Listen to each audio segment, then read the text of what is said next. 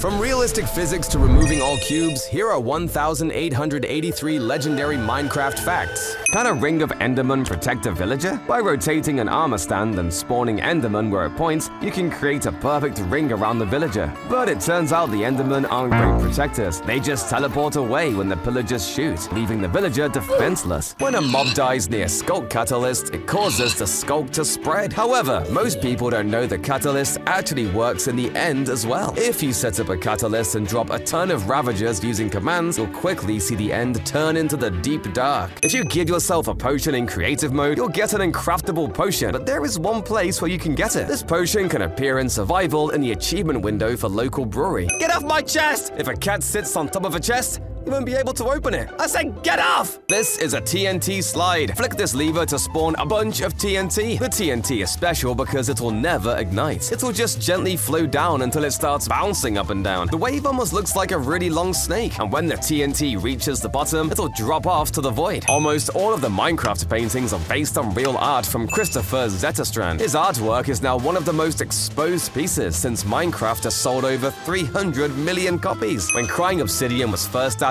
it looks like this. However, the block ended up getting removed, and it wasn't until 7 years later that it got re-added with the texture we all know. If you're trying to convert your grassy lands to a snowy forest, don't manually place the snow layers. Instead, you can save so much time by using snow golems. Just spawn a few in and drag them across your fields using leads. Enslaving snow golems is much quicker than placing the layers one by one. This is a creeper converter. When lightning strikes a creeper, it turns into a charged one. So if you build a chamber like this with a lightning rod in the middle, just throw a channeling trident at this lightning rod and it'll light up all the creepers. And if you throw the trident again, it'll kill them all. What is the smallest gap you can walk through? We can easily fit through 0.9 blocks. But how about 0.8 blocks? Yep, still works. At 0.7 blocks, it starts getting tight, and by 0.6 blocks, we can't fit anymore. But if we increase it to 0.61 blocks wide, we're able to just barely fit through the gap. You can recreate this in survival mode using walls, fences, and slabs to make a tight gap you can just barely fit through. Traveling to the center of this ice lake, you'll find a massive sinkhole. But there's something down there that's even more interesting. You'll find a completely intact igloo that somehow hasn't melted away from all that lava. You can create a mini-universe. Simply place some sculpt blocks down as outer space. Use a custom skull to be the earth. Finally, add invisible item frames with fire charges and firework stars inside for extra effects. Sand normally falls down, but if you place them on torches, they'll float. You can stack them up really high. And once you have a pattern you're satisfied with, just break the bottom torch and watch it all crumble down. If you drop a dripstone onto a villager standing in cobweb, the cobweb will actually save the villager. But that's not the only block that can protect the villager. Place a villager in powdered snow, and it somehow protects it from dripstone damage as well. How about sugarcane? Nope, the villager dies this time. Okay, what if a villager is swimming in water? Yep, water will protect the villager from dripstone. This will blow your mind. If you drop a tower of sand onto a cobweb and then push it with a piston in Java Edition, the sand blocks will just fall and transform into collectible items. However, in Bedrock Edition, something crazy happens. When pushed by a piston under the same conditions, the sand blocks move sideways, forming a massive, continuous line of sand. There were supply crates? During April Fools in 2011, Steve's supply crates were added. To open it, you had to visit the store, which had a bunch of strange items from keys to a creeper saddle. But if you tried to purchase any of it, a dinosaur would appear. The Steve crate was a parody of the man supply crate found in another game called Team Fortress 2. If you get shot by an arrow in Java Edition, the arrow will get stuck to your player model. You'll even start to look like a porcupine with all those arrows. However, in Bedrock, the arrows don't attach to the player, and you just take damage. This is an illegal chair! With commands, you can set just the bottom half of a bed. Next, you can combine it with some trapdoors and a banner to create a sofa chair fit for a king. In Java Edition, if you cast your fishing rod through lava and the bobber lands on a mob, nothing will happen. However, in Bedrock Edition, this action will cause the mob to catch fire. A giant crane can be built by combining copper trapdoors, acacia wood, and chains. Mixing the different orange blocks works really well, and this crane is amazing to have in your construction sites. Labeling your chests with item frames is pretty cool, but if you have a lot, they'll start to lag your game since they're considered as entities. A better idea is just using signs, because you can create text art with them to visualize what items are inside. You can even dye the signs to make them even more unique. Piglins are evil and try to crush turtle eggs, so if you want to avenge them, you can place a turtle egg surrounded by lava. Trapdoors are also placed, so they think they can reach it. The piglins will try to break the egg but end up falling and burning. This way we will avenge the turtles, so it's not completely wrong. Wall jumping doesn't exist in Minecraft, but this is the next best thing. When wearing leather boots, you're able to safely stand on top of powdered snow. So with only a single powdered snow bucket and some boots, you're able to jump up this entire wall. Did you know you could use a fishing rod on a boat? But here's the twist. With precise timing, you can pull a boat towards you and hop in at just the right moment to fly. Back in 2012, you could create obsidian farms. A simple way to make this was by making a normal cobblestone generator, but placing redstone dust where the cobblestone would form. I can see why this strange bug was patched. Llama spit can be very annoying,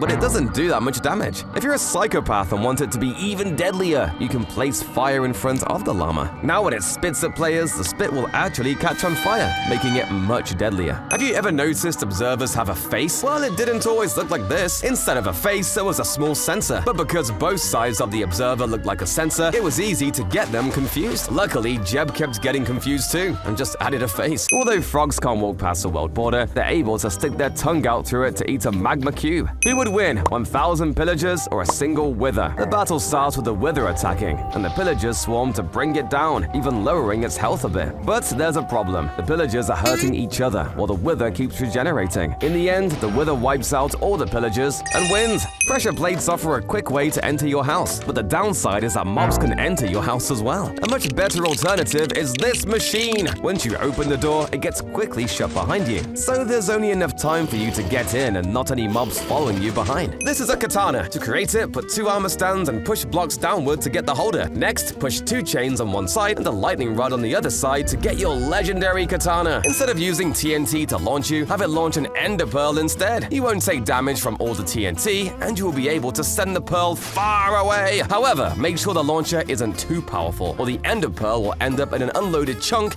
and never land. Before the world border existed, there were the far lands. It looked like a giant ant farm and was way cooler than what we have now. It appeared 12 million blocks away from spawn and was well worth the travel. One player even spent 3 years traveling to the far lands on foot. That's next level dedication. This piglin is being tortured. Pathfinding in Java Edition prevents it from going through the rails to reach the gold. However, bedrock piglins have smarter pathfinding and will just walk right over the rails. However, here's a mischievous trick. Tie the alley to a fence post, give it an item, and then drop the same item just out of its reach. The alley will keep trying to reach the item, but will never be able to get it. Just kidding, I wouldn't actually do that. Phantoms are super annoying, so a lot of servers have them disabled. This means you can't get phantom membranes and slow-falling potions, or can you? Because there is one other way to get membranes, but it uses one of the least known mechanics in Minecraft. First, you need to tame a cat, and when you sleep, it will have a 70% chance to bring you a gift in the morning. The gifts include items like string, feathers, rabbit's foot, or even membranes. So if phantoms are disabled in your world, you can still get the membranes from cats. Will this chicken parachute work? Since chickens fall slowly, it makes you wonder if they can slow your fall. To test it, I gathered a bunch of chickens and then jumped off a tall cliff. Unfortunately, this cool concept doesn't work, and I ended up just dying. But if you give yourself the slow falling effect, it makes it look like the chickens are actually doing something, and it looks pretty cool. Did you know you could get command blocks in survival mode? Well, sort of. You can use map arts to create what looks like illegal blocks, such as command blocks and bedrock. These map blocks aren't functional, but they're a great way to shock your friends. Don't throw your trident! If you throw a trident in the end, it's easy to accidentally chuck it in the void. Even the loyalty enchantment can't save your trident from it. No, my precious trident! This is the most cursed way to break Minecraft. By using the No Cubes mod, you can completely remove the cubes from the world, creating rolling landscapes, circular caves, and realistic trees. The mod transforms Minecraft from a block game to a, okay, what is this? Bring me back! With 2 hanging signs and trapdoors on top, you'll make a cute picnic table. And if you're in the deserts, try using bamboo wood instead. Can tiny skeletons kill me? You're able to shrink skeletons down with the slash attribute command, and they look so cute. However, when you enter survival mode, the skeletons will still shoot regular-sized arrows that hurt like normal. Having a trapdoor at the top of your ladders used to be a pain because you couldn't climb up them. However, in version 1.9, this was changed, and now trapdoors could be climbed, if directly above a ladder. This allows us to create cursed ladders like this, where a ladder is alternated with a trapdoor. You can even take it one step further and create a two-sided ladder. Make sure not to flip the trapdoor though, it'll break the ladder. There are 4 enchantments you can put on the fishing rod, but how about the carrot on stick? When you try to enchant the carrot on stick in an enchanting table, nothing will happen. But on version 1.8.2 pre-6, there was a glitch where you could just combine an enchanted fishing rod with a carrot, and the enchantments would actually transfer. Corner glass panes are broken. When you press your body against the edge of it, you can actually reach on the other side and place blocks there. The same thing happens if you do it against an iron bar corner. Help!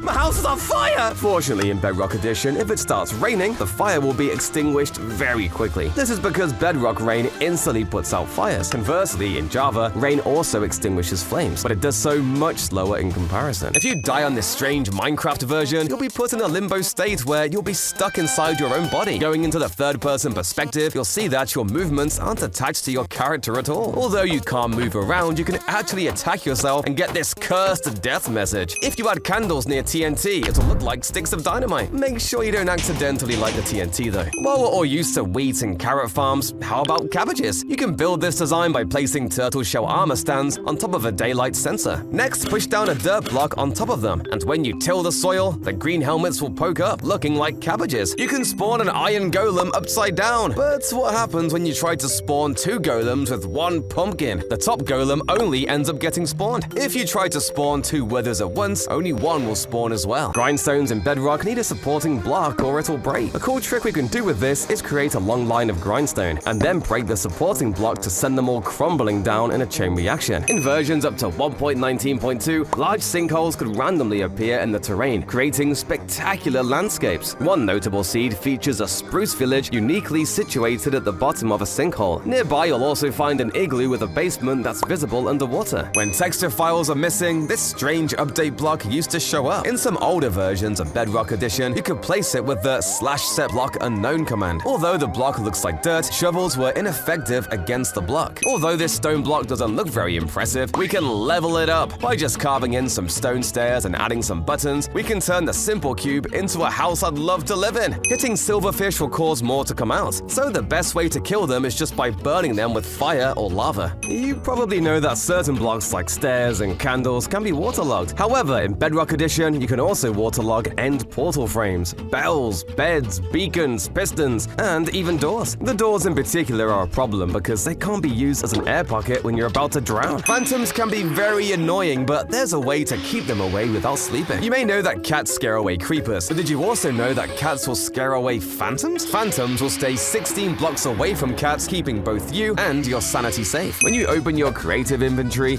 you'll notice a compass tab that lets you search for items. But I bet you didn't know that the compass here is actually functional. I always thought it was just a decoration, but it'll point you towards the world's spawn point. If you can't grow any grass, just make a fake one just by placing moss carpet on a dirt block. You can run experiments with the lab table. This block allows you to test different ingredients together, and when you combine them, you'll either get a new item or be left with garbage. The lab table plays a huge role in getting 4 unique items. If you shoot a bunch of arrows with your left hand, you'll see more arrows will land on the left side of your crosshair. This happens because arrows lean a bit left or right depending on which hand you shoot a bow with. I always thought something was off. Snow golems don't spawn naturally. Well, they're not supposed to anyways. But there is a super rare occurrence that can cause them to generate. Enderman can pick up pumpkin blocks and theoretically place 1 on 2 snow blocks, creating a snow golem. But this occurrence is extremely rare. This is the most valuable Minecraft account. The account Deadmau5 has 3D ear models coming out of the skin. It is completely unique and was a gift from the creator of Minecraft, Notch. Most servers in Java Edition use the chest inventory as a GUI, but in Bedrock Edition, the GUIs are so much better. They have custom interfaces with custom icons. Instead of just using redstone lamps for headlights, place a button and then a glowing item frame behind it to level up your cars. This seed spawns you on a skull island. You're placed on top of a beautiful desert mesa with plenty of trees and even a village to get a head start. There's even a camel here. However, none of this is the coolest part. When you look at the island from the side, you'll see the skull, and when you head into one of the ice, you'll find a lush cave that spreads throughout the island. Donkeys are awesome for carrying loot, but they're too slow compared to horses. But there's a way to get both storage and speed. By feeding a tamed horse and tamed donkey a golden carrot, you'll breed them and get the mule. This mob doesn't spawn naturally and must be bred. The mule's speed is between the donkey and horse, and it can have storage. When you lead a mob, it looks like the lead is attached to your hand, but it's actually not. The lead is instead attached to a small portion of your back. It looks very painful. Don't step on this TNT minecart! This is because it's not just one, but hundreds stacked into this one block. You're able to cram as many TNT minecarts as you want into a single block, and when you touch it, the TNT minecarts will all go off together and launch you light years into the sky. It's not a practical way to travel since you have to get loads of sand, gunpowder, and iron for the TNT minecarts, but if you're in creative, it's a cool experiment. Most players build huge and elaborate contraptions to crash servers, but what if you could do it with just a crafting table and iron ingot? Well, YouTuber Horizon lagged a pay-to-win Minecraft server doing just that. An auto-clicker was used to spam the quick craft menu, which caused the entire server to lag and eventually crash. TNT doesn't explode underwater, right? Wrong! You can make it explode by placing sand on top of it. When you light it, the sand falls down on the TNT, shielding it from water. Building in the water can be a pain because you have to pillar up from the bottom of the ocean. However, you can just use lily pads instead to start building from the surface. What happens if you light an end portal with bedrock inside it? Lighting end portals normally deletes all blocks inside, but bedrock is special and should be impossible to break. Well, it turns out the end portal is stronger and destroys the bedrock. Wither skeletons hold stone swords, but if you use commands to give them a bow, they'll shoot flaming arrows at you even if the bow is unenchanted.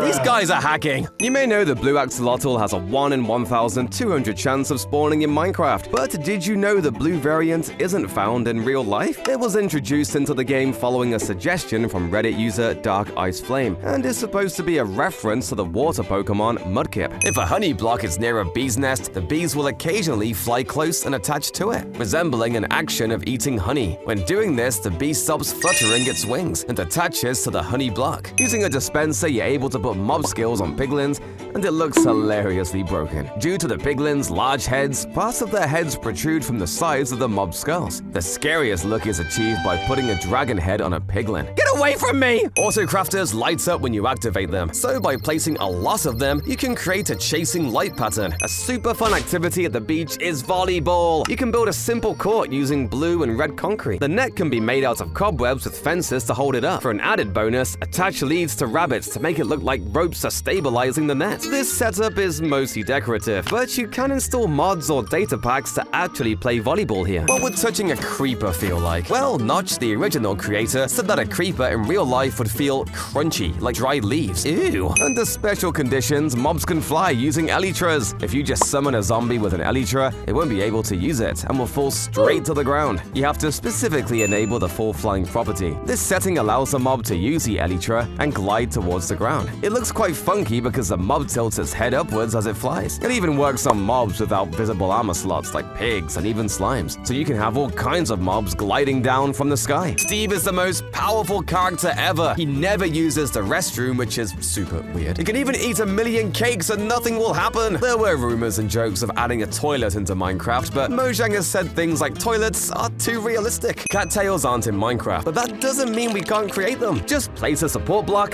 place some brown candles, and replace the bottom block with a plant of your choice. While not perfect, it's a great way to diversify your swamps and ponds. Boats on Soul Sand can jump up to 1.5 blocks high when a player is riding them. However, if you place blocks like trapdoors or fence gates above the water, the boat can achieve a jump of 2 blocks high with a player on board. This mechanic allows us to create higher boat jumps that climb upwards. Frogs are normally pretty rare, only spawning in occasional swamps. However, on this seed, hundreds of frogs spawn repeatedly across your world. Help, there's so many! Lightning is notorious for burning down precious builds, but it also has a strange feature. If bamboo gets struck by lightning, it catches on fire. But if candles get struck, nothing happens. And if campfires get struck, a fire block is just on top. What in the world? Campfires are needed in any great build, but you can make them even better. Just place some magma blocks behind, and it'll look like hot burning coals behind the flames. This new arrow existed in the game for only 2 days. The Arrow of Luck was a reward item from Fletcher villagers. Using the arrow would grant grant the player the luck effect, which would make it so you got better loot from fishing. Too bad you can't get this arrow in survival anymore. This shulker box is actually a secret entrance. In Java Edition, if you open it while standing on top, you'll be squeezed down into a secret passage. However, this trick doesn't work in Bedrock Edition, where you'll simply be pushed to the side instead. If you're tired of normal plank floors, you can exchange them with beehives. This way you'll get more unique floor tiles compared to every other house. How do you make floating minecart rails? Just place trapdoors and then rails on top. The doors can then be opened, and it'll look like the rails are floating. Make sure not to break one of the rails though, or they'll all break. Did you know mobs can ride axolotls? If you spawn a villager on top of one, it'll speed around pretty fast. But if you summon some zombies on axolotls, they'll chase the villagers even faster. To top it off, summoning iron golems on axolotls will cause them to chase and take out all the zombies. This whole situation just looks so cursed. Everybody knows about packed and blue ice, but there's actually another illegal ice type very few people know about. It's called frosted ice. It forms when you walk over water while wearing frostwalker boots. But the crazy thing is that it's an actual item you can get. In the Bedrock Edition, you can just /give it to yourself with commands. And when you place the block down, the frosted ice will crack away and turn into water. While glowberries are meant to hang off the ceiling, we can change that. Simply place a potted bamboo underneath a glowberry and you'll have a glowberry plant. If you build 2 end portals side by side and light up all the frame blocks, will both portals be activated? When you place the final eye, only one of them gets lit. You can change which one activates by changing the orientation of the middle blocks. Don't drink this milk! It may look like a normal bucket, but it came from a squid. In beta versions of Minecraft, there was a bug that let you milk both cows and squids. Ew. This next defense is unstoppable because guardians have 100% accuracy and can be perched up on towers like this to create Tesla beams. Anyone who comes nearby will be shot down. Another way to create a great attack tower is with wardens. By using bubble beams, you can actually bring the warden to the surface and trap them in attack towers, or they'll shoot the most overpowered sonic boom. Are you as tired of water freezing in cold biomes? You can try placing light sources like torches or glowstone, but they're ugly. Instead, you can use a waterlogged slab that will never freeze. But it gets even better. Kelp can also be put inside water, and it also will no longer turn to ice. I can't find any beehives! If you're struggling to locate the buzzy bees, here's how to spawn one in. Planting birch trees next to flowers actually increases the likelihood of a beehive spawning on it. Yes!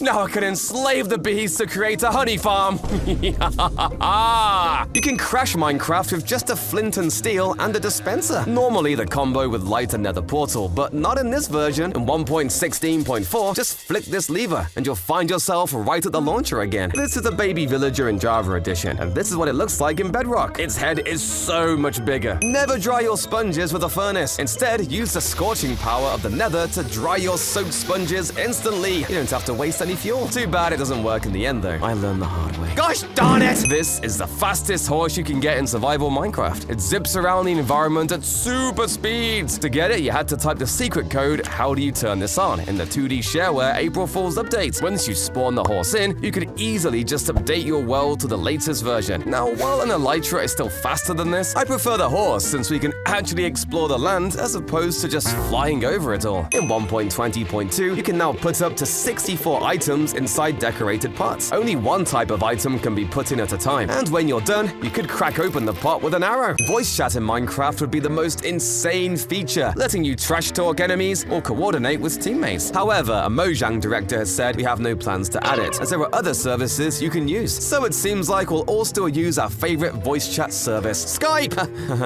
Never use coal to smelt. Well, 9 pieces of coal can smelt 72 items. Converting them into a single coal block allows you to smelt 80 items. So you'll be able to smelt 8 extra items by just turning it all into a block. It's so worth it. When you place carpet on top of signs, the top of the sign will actually poke out. You can use this feature to create all sorts of crazy rug patterns or even make a realistic looking road. In Java, if you want to see what potion effects you currently have, you just check your inventory. However, in Bedrock, your effects aren't displayed here. So, where'd you find them? Well, Bedrock actually has its own separate potion menu, which you can access by pressing Z. It shows all of your active potion effects and how much remaining time they have. I personally prefer the Java menu because a separate menu for this is not needed. Smooth variants of blocks like quartz and sandstone have a higher blast resistance than their normal versions. For example, smooth quartz has a blast resistance of 6, while the normal block of quartz has a blast resistance of 0.8. You can get smooth blocks by putting the normal blocks in a furnace. You're able to send entities like boats and sheep through the end portal. Dream even sent primed TNT through it to explode hunters. However, one projectile you might not suspect is dripstone. If you drop a huge dripstone like this into the end portal and go through it, the dripstone will load in and end up killing you. You can take Skulk Waves 3-dimensional. Just create a giant cube of Skulk sensors, set iron trapdoors along the outside, and just drop an item. It'll create amazing 3D waves all across the cube, and the sounds of the trapdoors closing are so nice. When you kill a fish, it'll drop a fish item. However, they actually can drop another strange item. Salmon, cod, tropical fish, and pufferfish will have a 5% chance to drop bone meal. So if you're dedicated enough, you can create a bone meal farm out of just fish, but it'd be very inefficient. Minecraft doesn't have many placeable foods, so let's make our own. Just place red coral into an item frame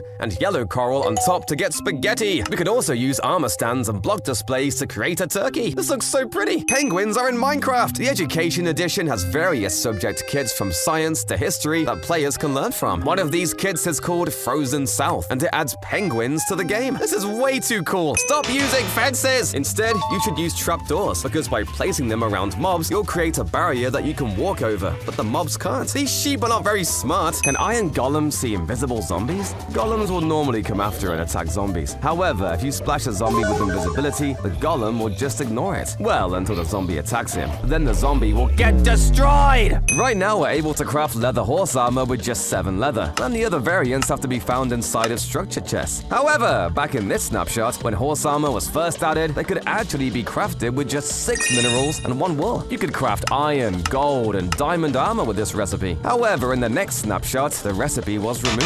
If you look really closely at a water bottle texture and then compare it to a honey bottle texture, they'll seem almost identical. However, the honey bottle is actually 4 more pixels fuller than the water bottle. You have access to every single element in the periodic table. These elements are very important. They can be placed as blocks or even used as giant signs. When punched with your fist, they break instantly. However, their most important purpose is for creating the new items and chemicals. When you load a world, the chunk colors actually mean something. Black means unloaded terrain, gray means structures, and blue means water. This is the full color chart. So next time your world is loading, keep an eye out for interesting chunks. Phantoms spawn when the player hasn't slept for 3 nights, but they surprisingly can't spawn in Mushroom Islands as well. However, be aware that as soon as you step out of the biome, if you haven't slept for those 3 nights, phantoms will spawn in. The smithing table used to look very different. Currently, it resembles a sturdy workbench. However, when it was first added in Snapshot 18W44A, the smithing table looked more like a reinforced crafting table. It must have seemed too similar, as the texture was updated in the following update to the version we're all more familiar with now. Everyone knows fire burns forever on Netherrack, but there are 4 other blocks this happens on. The first 2 you probably know are Soul Sand and Soul Soil, which create an eternal blue flame. The third block with infinite fire is actually magma blocks, and the last one that is a bit more unknown is the bedrock with crystals in the end. This is ridiculous! In the Bedrock edition, you can just place a block right in front of you to bridge. It's so overpowered here that one user is able to bridge while moving forward on a horse. Okay, come on! Fences are the strangest blocks in Minecraft. You can't jump over them normally, but when you make them even taller with a carpet or trapdoor, then you can jump on it. This game is so weird. No, my armor! If you just took full damage and were worried about losing armor durability, you don't have to worry. Your armor also doesn't take any damage from being on fire, suffocating inside a block, elytra collisions, entity cramming, potion effects, and powdered snow. So, next time you're in an awkward situation, you can be at peace knowing your armor isn't losing durability. While carpets can create an easy rug, there is a much better way. Just place some corals on top of waterlogged slabs to get fluffy rugs. You can even mix and match different color types to create beautiful rug patterns. If you want to melt ice or snow, most people use something like a torch. But now there's something even better, a heat block. It's a way to melt snow and ice without creating light. So if you're trying to make a mob farm in a cold biome, this block is amazing for not having the water freeze. By constantly alternating the time from day to night with commands, you'll make villagers dance in and out of their beds. Unfortunately, on Java, the villagers don't react quick enough to create the same effect. Minecraft bees are massive compared to real life. The bees in Minecraft are as large as chickens. They're more like birds at this point. Mojang has said that the bee's body size is final and won't be changed. So we're trapped with these terrifying creatures. Rideable mobs like horses and llamas can naturally regenerate hearts, but it's very slow at a rate of 2 hearts per minute. However, one mob that regenerates extremely quickly is the Allay. They regenerate 2 entire hearts per second, and and it's so fast that it can't die from drowning, powdered snow, or even suffocation. You're too powerful! If you name a Vindicator Johnny, it goes crazy and attacks any nearby mob, but it's actually pretty useful. You can use this crazy Vindicator to attack animals and create a passive mob farm. When you attach a sign to the wall, it might appear to be placed on it, but if you look closely, there's actually a small gap between the sign and the wall. The small gap can even be right-clicked on to add text there. Check out my bed setup! It includes a dispenser firing arrows right at the pillow. In Bedrock Edition, you can sleep undisturbed and wake up unharmed. But in Java, the arrows will hit you and wake you right back up. Please just let me sleep! Have you seen those stylish villager outfits? Books on their heads and fur coats? Who designed those cutting-edge fashions? Mojang revealed villagers were inspired by a Gucci fashion show. How did villagers end up better dressed than me? The void is the deadliest thing in Minecraft. It will kill you no matter how much armor you have. But there is one way to survive it: enchanted golden apples. This player successfully survived 100 days in the void by filling up shulkers and his inventory with enchanted golden apples. Zombies have a secret ability. They can call other zombies within 100 blocks to help in a battle. Within seconds, more zombies will pursue you. Damaged husks, drowned, and zombified piglins have the same ability to call other undead zombies, so make sure to take them out hastily. But if you want to completely escape civilization, you need this seed. When you spawn in, everything seems normal, but if you just turn around, you'll see a tall, steep island with a vertical cliff face. At the top of the island, you can find lush jungle trees, along with a jungle temple! Don't go near igloos! Well, at least with the bad omen effect, because some igloos can be detected as villagers. This can happen if you kill the zombie villagers beneath the igloo. Ah!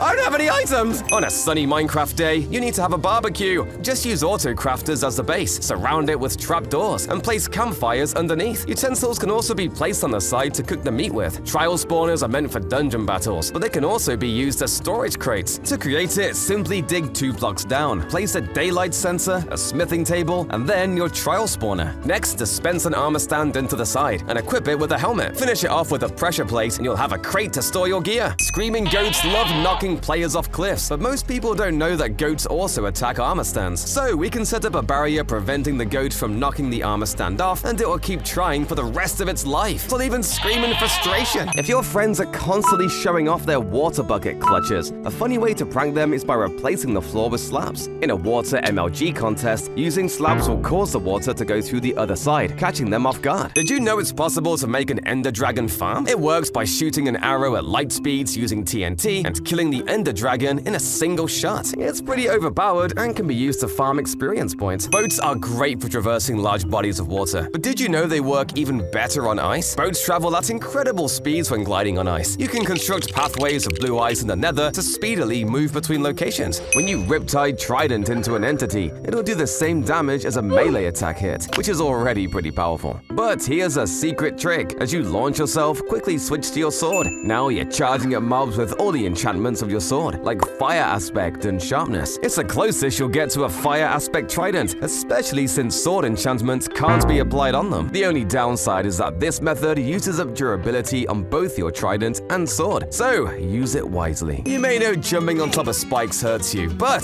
what if you reverse it? If you jump on a slime block and smash your head against dripstone, you won't take any damage. My head hurts just looking at this though. In Bedrock, you're able to push chests with pistons, so a cool trick we can do is splitting apart a double chest. It feels so wrong doing this though. What causes the biggest explosion? End crystals, withers, maybe even TNT minecarts? Well, it's actually none of them. The largest explosion comes from fireballs, because unlike other explosions, you can set the explosion power using commands. They're so powerful that they can even blow up water. But set the power too high and your game will crash, so be careful. In Java, name tags don't work on armor stands, but in Bedrock, they do. You can even name it Dinnerbone to flip the stand upside down. Minecraft used to generate 2-block tall obsidian walls around spawn. The walls would intersect at the center of the world and were added for experimental purposes before coordinates were added. When piglins enter the overworld, they quickly turn zombified. However, a cool trick we can do is dispensing a piglin head on top. This feels so wrong though. Mobs in Java aren't able to pathfind over rails, which means hostile mobs won't cross them to attack you. However, in Bedrock Edition, mobs are programmed to be smarter. They can easily walk over the rails to reach you. You may know you can type special characters into signs, but a cool trick you can do with this is place a square symbol at the edges of the sign. It'll look like the sign is nailed down and make a door seem barricaded. Minecarts are great for transporting entities across your world, but there's a way to make them even better. If you put a boat in a minecart, you'll get a 2-person in minecart. This way, you'll be able to control it while carrying the mob behind you. Where's the ice cream? Any water park needs an ice cream stand. You can build a simple one using just some concrete and banners. To create the ice cream dispensers, use wool, levers, and flower pots. Yummy! You can also create this alternate design that squishes blocks on top of armor stands. The helmets sort of look like ice cream flavors, and if you add some ice cream banners, it'll sell the illusion much better. Applying bone meal directly to netherrack has no effect. However, if you bone meal netherrack next to either crimson or warped nylium, the nylium will spread to the netherrack. If both types of nylium are next to the same netherrack block, the transformation is random. The netherrack could turn into either crimson or warped nylium. If you want to ride a horse, you'll need to use a saddle, right? Well, not exactly. In only Bedrock Edition, skeleton horses are tamed by default and don't require a saddle to control. To open the secret door, you have to throw a trident against the wall. This is because a trident enchanted with loyalty is able to press any wooden button or pressure plate on the other side. It's quite cool how the spinning trident is able to still interact with redstone. If you're playing on Bedrock, don't let water near your tracks because it'll completely destroy your rails. But if you're on Java, water's not much of an issue because rails are unaffected by water and can even be waterlogged. My Java roller coaster goes through the ocean. Crawling lets you fit in a one-block tall space, but if you try to squeeze through a slab, you won't fit. This may seem reasonable, but if you use snow layers and stack up gradually, you can actually enter the same size crawl space. I'm feeling claustrophobic! Will lava turn waterlogged blocks into stone even if they contain sea crops? The results will surprise you. In Bedrock Edition, lava transforms waterlogged crops into stone. In contrast, in Java Edition, lava appears to float above the waterlogged blocks. This feels illegal to look at. This wall seems perfectly normal, but if you use a magical wand on it, the bricks will move apart, revealing a secret entrance. This amazing contraption was made by McMackenstein, and once you cross the entrance, you can close it up, ensuring no one follows you. How do you die in spectator mode? Mobs can't attack you, and TNT doesn't move you. So how? There are two ways. If you fly all the way down below the void, you'll meet your end. But also, you can just use the /kill command, but that's cheating. If you break a tripwire hook, it actually plays the same sound as shooting a bow. For comparison, here's the sound effects side by side.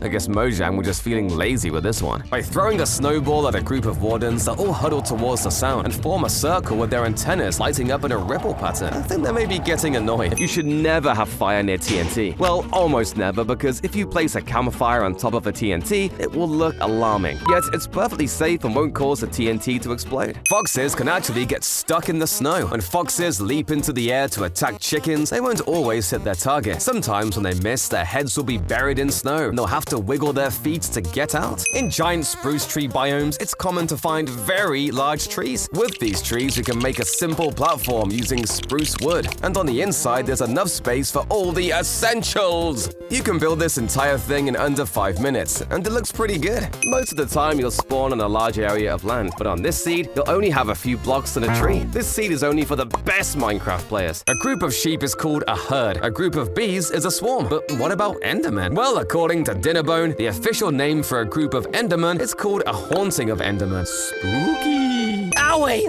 Sweet berry bushes hurt you when you walk into it, but they can actually save your life. The berry bushes negate all fall damage when you land in them, so the bushes can be used to clutch. Bleach is actually in Minecraft. In real life, bleach is used for removing stains off clothes, and in Minecraft, it turns colored blocks back to white. Just apply it to any colored item and done. To create bleach, combine sodium hypochlorite and water in a lab table. Did you know it's possible to get slime balls in peaceful mode? Most people think that the only way to get slime balls is from slimes, but there is another way. Baby pandas have a 1 in 700 chance of sneezing and dropping a slime ball. Bless you. When you eat a cake, the hitbox slightly changes shape. Each cake has 7 slices, so you can stack a bunch of partially eaten cakes on top to create a super steep staircase. Walking up it is very slow unless you've got a horse. It can zoom right up the stairs and is one of my favorite ways to travel. Inside of the anvil, you'll find a hammer in the GUI, but that item doesn't exist. However, the mace kind of looks similar to it. So by placing one inside an invisible item frame, the mace will look like a hammer for the anvil. Jumping, punching the air, and dropping items will all play unique sound effects in Bedrock Edition. But in Java, those actions make no sound. The /TP command lets you teleport around your world, but it can also be used to paralyze your enemies. With a repeating command block, teleport the player to the same coordinates, and they'll be stuck forever. Wait, how do I turn this off? Darn it, I missed my ender pearl! Crossing outer end islands is very dangerous if you don't have an elytra. You either have to bridge over the void, or toss an ender pearl to the next island and risk it falling falling short. Fortunately, snowballs have the same trajectory as an ender pearl. So try throwing a snowball first to see if it lands safely. Once you're sure, follow with your ender pearl to teleport across the void without worry. Since armor stands are entities, they can be stacked on top of each other. This way you can make an armor stand seem alive or even mix around different mob heads like a skeleton or a dragon. Enchanted golden apples in Bedrock Edition are actually stronger than the ones in Java. Java apples only give regeneration 2. However, in Bedrock, they give regeneration 5. That's so overpowered. Iron golems have another superpower. They also don't take any fall damage, so you can launch them off a mountain and they'll be perfectly fine. Woolen carpet can only be used as furnace fuel in Java Edition. This means you won't be able to use a carpet duper to get infinite fuel while in Bedrock. However, Bedrock's furnace has its own advantages. It can use a beehive as fuel, while Java can't. Okay, that's not that good. Foxes had a bit of a rough start in their Minecraft journey. Originally, their textures were all messed up when they were being coded. It was so wild that it was shared in a development video. If you lead a llama, up to 10 llamas will follow in a caravan. However, it's not just players that can create a caravan. When a wandering trader spawns in, it'll have 2 llamas on leashes, and any nearby llamas will get into a line. So make sure your llamas are close up so a wandering trader doesn't steal them. If you name a rabbit Toast, it will change the rabbit's textures. But the reason behind this feature is actually quite sad. A Reddit user shared that he lost his pet rabbit named Toast about a week ago, and his family was really sad. He asked the developers if they could add his rabbit to the game so he could remember his pet each time he played. And the developers actually added it. Oh, that's so cute. How many bone meal do you need? If you've used bone meal to grow a sapling and it didn't finish growing, it wasn't a waste. Although the tree didn't fully grow, the bone meal decreased the growing time and it actually helped. So it's probably not a good idea to break and replace the sapling after using bone meal. What's the fastest way to loot a desert temple? Instead of slowly opening all the chests, break all but one of the TNT at the bottom and activate it. Once it blows up, you can collect all the items along with the extra blocks to tower out. Iron golems will take down zombies, but will it attack a giant? Giants have no AI and just stand there. But unexpectedly, the iron golem will try to kill the giant. This is because giants are classified as hostile creatures by the game's code. Campfires are normally used for cooking food, but they have a much better use. You can actually place them in racks like so, and have them as shelves for your food. If you want to get elements without just spawning them in, you can use the material reducer. The reducer breaks down normal items into elements. Every single element is obtainable by inputting different items like glowstone, gold nuggets, and ink sacks. Certain blocks such as netherrack contain the unknown element with a question mark. If you take out a few elements, the item you placed in will be deleted, and you won't be able to input any more items until the rest of the elements are cleared. How fast do you need to travel to not get burned by lava? Let's start with speed 30. Surely that's enough, right? Wrong! What about speed 50? Nope, but we're getting closer. After testing different speeds, you need at least 62 to run through lava without getting scorched. But if you want an even cooler house, you can build straight into an ice spike. To get inside, you can create a bubble beam elevator blasting you upwards. It's especially good since most mobs will have trouble reaching you this high up. I'm unstoppable! When you log off while riding a boat, does the boat log off with you? I joined a LAN world, got on a boat, and then logged off, and the boat actually logged off with the player. The same goes for other rideable entities like horses, where they disappear with the player. When placed on its side, the autocrafter looks like a cupboard. You can add this to your kitchens, and items can actually be stored in them too. Everyone knows evokers drop totems when killed, so here's a super cool MLG. Punch an evoker off a cliff and jump right after it. Just before you hit the ground, the evoker will drop the totem, saving you at the last second. Watching it in slow motion shows just how close you came to death. If you shoot a firework into an amethyst block, it'll play a jingle sound. A cool trick is to face 4 dispensers into an amethyst crystal and play a lot of jingles simultaneously. You'll also hear a bunch of firework noises, but you can disable all the sounds except block sounds for a more satisfying experience. Turn off particles too, and the whole system will look so cool. You can also create a bigger version by facing more dispensers upwards into more amethyst crystals. I love this. By dropping an emerald inside a cage and giving an ally an emerald, the ally will get trapped inside trying to retrieve it. You can also drop an emerald under some lava, and the ally will burn itself trying to fetch it for you. Or my favorite method to torture allies is creating this simple water loop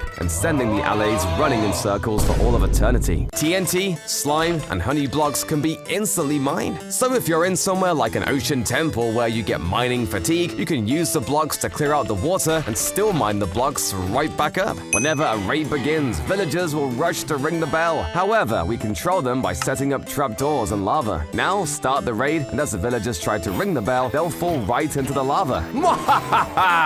But if for some reason you want a ton of allies, this seed has a whopping 58 all located at spawn. They're located within the Pillager Outpost and Woodland Mansion that generated right next to each other. Minecraft has a history of adding secret textures into the game files. A few of these included 2 textures for sandstone that were added into one of the terrain files. Ultimately, these were replaced by the cut and chiseled sandstone textures we have today. Do you see the button? It's right here. The stone button blends in super well with stone blocks. So if you're trying to hide a secret door, a great way to do so is just hiding it in plain sight. With only a few blocks, you can make a time bomb. When the furnace finishes cooking, it'll update the TNT and blow up. By setting up this redstone contraption in this exact order, you can create the bomb. Set the timer with the amount of items in the furnace and break this lever to point the redstone at the TNT. The change is so subtle that Minecraft doesn't realize the TNT has a redstone pointed at it. Once the furnace finishes cooking, the TNT updates, causing it to explode. This aquarium works without glass. But how? Simply place stairs at both the bottom and top like so. Next, waterlog the bottom stairs and then add water to the top stairs. Finally, fill the center with seagrass to create some source blocks throughout. Fish can now be added to happily swim inside. All of Minecraft's tools use wooden sticks as their handles, except one of them. Netherite tools are the only ones with a crimson shaft. If you hit one zombie pigman, all nearby ones will become aggressive and charge at you. But what's interesting is that if an angry pigman dies, they'll drop experience points, even if you didn't touch that one specifically. This mechanic is crucial because it allows us to create fully AFK gold experience farms. Silverfish love to be annoying, so I trapped a ton of them in this obsidian box, and pressing this button will explode them all! These pests are the worst. But that doesn't compare to this crazy village that has buildings stretching from the valley floor all the way to the mountain peak. If you travel east through the valley, you'll find a second cliffside village. These mountain villagers are living the life! Check out these fireworks flying sideways. How is this possible? If you launch fireworks from inside a water stream, their trajectory will be altered. This technique allows you to create a spread-out firework display. What if you throw an ender pearl before sleeping? Will you be teleported out of the bed, or will you just keep on sleeping? I tried it by throwing a pearl and getting in my bed super quickly. However, when the pearl landed, nothing happened, and I just kept sleeping until morning. Those are my items! Are your friends always looting your chests? Well, you can use maps to hide them. Place a map over your chest, and you can click the edge of the map to access your chest. My valuables are finally safe. Snowballs don't damage most mobs, making them amazing for annoying mobs. In this case, you can build a small room where the zombie will never be able to reach the golems. The zombies will be whacked in the head with snowballs and unable to stop it. Or you can just trap a zombie and surround it with snow golems. It will be bonked from all angles. Villagers are terrified of raids. When they hear one coming, they all scatter into their homes, and some villagers will even shake and sweat in fear. Minecarts are able to snap to rails below even if a block is in the way. The minecart can snap through blocks like slabs, soul sand, farmland, and even chests. It feels like you're hacking with this glitch. The bottom of a barrel looks similar to a spruce plank, making it an excellent option for secret storage. You can cleverly hide barrels among your spruce floor, and then placing a bed on top, or even just putting a few barrels underneath your chests. While intruders might raid your visible storage, they'll likely overlook the true valuables hidden right beneath them. Underneath this cave is something you'd least expect. Somehow, a desert temple generated 80 blocks beneath the surface. You can even transform this place into a secret bunker. Using the /item replace command, you can place a spyglass on your head slot, and it looks funky. Then when you use a spyglass regularly, it'll look almost like you're holding binoculars. Well, sort of. Bamboo usually grows in large groups, but if you just want a tiny garden, place them in rows like this and have a chain going above so the bamboo doesn't grow too high. You can even use a debug stick to chain some of the bamboo to sprout leaves. Torches have to be attached to a block or they'll break. However, using commands, we can fill a large section of torches floating in the air. This can also be done with beds and even doors. When you activate a piston, check out the extended region. In Java Edition, the extended region looks fairly normal. But if you activate the piston in Bedrock Edition, you'll see that the piston rod looks a lot chunkier. The next time you build a dark oak wall, try adding some cartography tables for added detail. They have a vertical texture compared to the horizontal planks, so you can create some interesting appearances with this. This is an invisible elevator. From the outside, it looks like the player is just flying upwards, but behind these map arts are honey block blocks and the bubble column. The elevator works because honey blocks are slightly smaller than a full block, so your hitbox just slightly touches the water column. When you build a house, you make it oriented upwards. But if you're tired of this and want to surprise your friends, try flipping your house over. And if you're extra dedicated, you can build a completely functional one like this. If you cook raw beef in Java Edition, its name will be steak. However, cooking the exact same item in Bedrock Edition will result in a different name: cooked beef. For some reason, all these blocks can't stop a skeleton from burning in the sun, but surprisingly, cobweb keeps the skeleton safe even though you can see right through it. Or for a more classic phone booth, we can create ones with crimson trapdoors for the outside, and on the inside an auto crafter is placed for the keypad and another one as the telephone. With just a piston, end rod, and some redstone, you can create the ultimate machine. Just put the sheep in a boat and activate the machine. But that's not all. You can also put the Dinnerbone name tag on the sheep. Getting skulk sensors can be extremely dangerous as they're located in the deep dark. Fortunately, there is a safer solution. Pufferfish! When anything moves near one, it instantly puffs up in warning, and when it does, a hitbox grows just enough to activate a tripwire. You can use this to detect players through walls and create epic secret rooms. This way you can have wireless redstone without going to the deep dark. This is very cursed. This mob looks like a villager, but it's not. It's an NPC, and they're a lot more powerful. Normally you just trade with villagers, but NPCs have a ton of abilities. You can change their name to anything you want, make them look like a computer, create dialogue that tells you to subscribe, or even just run commands. Their giant noses do look a bit funky though. The void is far more dangerous in Java Edition than in Bedrock. The Bedrock void is covered by an invisible floor, so you won't endlessly fall. With regeneration, you can even walk along the void floor and fly out with fireworks once you're done exploring. But in Java, you'll just keep falling until you die. Not even being in creative mode will save you here. When you're decorating your bedroom, you'll need a dresser. However, instead of using just a boring chest, create a unique one with a few crafters, trapdoors, and a heavy core. You can even top it off with a pretty cherry sapling to look extra pretty. There's regular stained and tinted glass, but now there's a fourth type, hardened glass. It's a special type of glass because it's resistant to TNT. It can be as close as 2 blocks away and still survive an explosion. In survival mode, hardened glass can be mined with your fist and you'll still get the item. So how do you make it? In a crafting table, just combine aluminium oxide, boron trioxide, glass, and you'll get the item. The same recipe works for stained glass as well. Wolves try to kill skeletons, but will they attack a skeleton horse? When you put them all together in the same cage, the wolf will kill the skeleton first, but then just leave the horse alone. I never understood this until now. When you ride a mob, you probably notice its heart right next to yours. But did you know that the orange little hearts are like that to match the saddle texture? It's a small detail that is just so cool. It's no secret that powered rails aren't very fast. However, you can increase the minecart speed by placing rails in a spiral pattern like so. This setup makes the minecart travel faster because minecarts move quicker when turning. So by adding a bunch of turns, you'll move way quicker.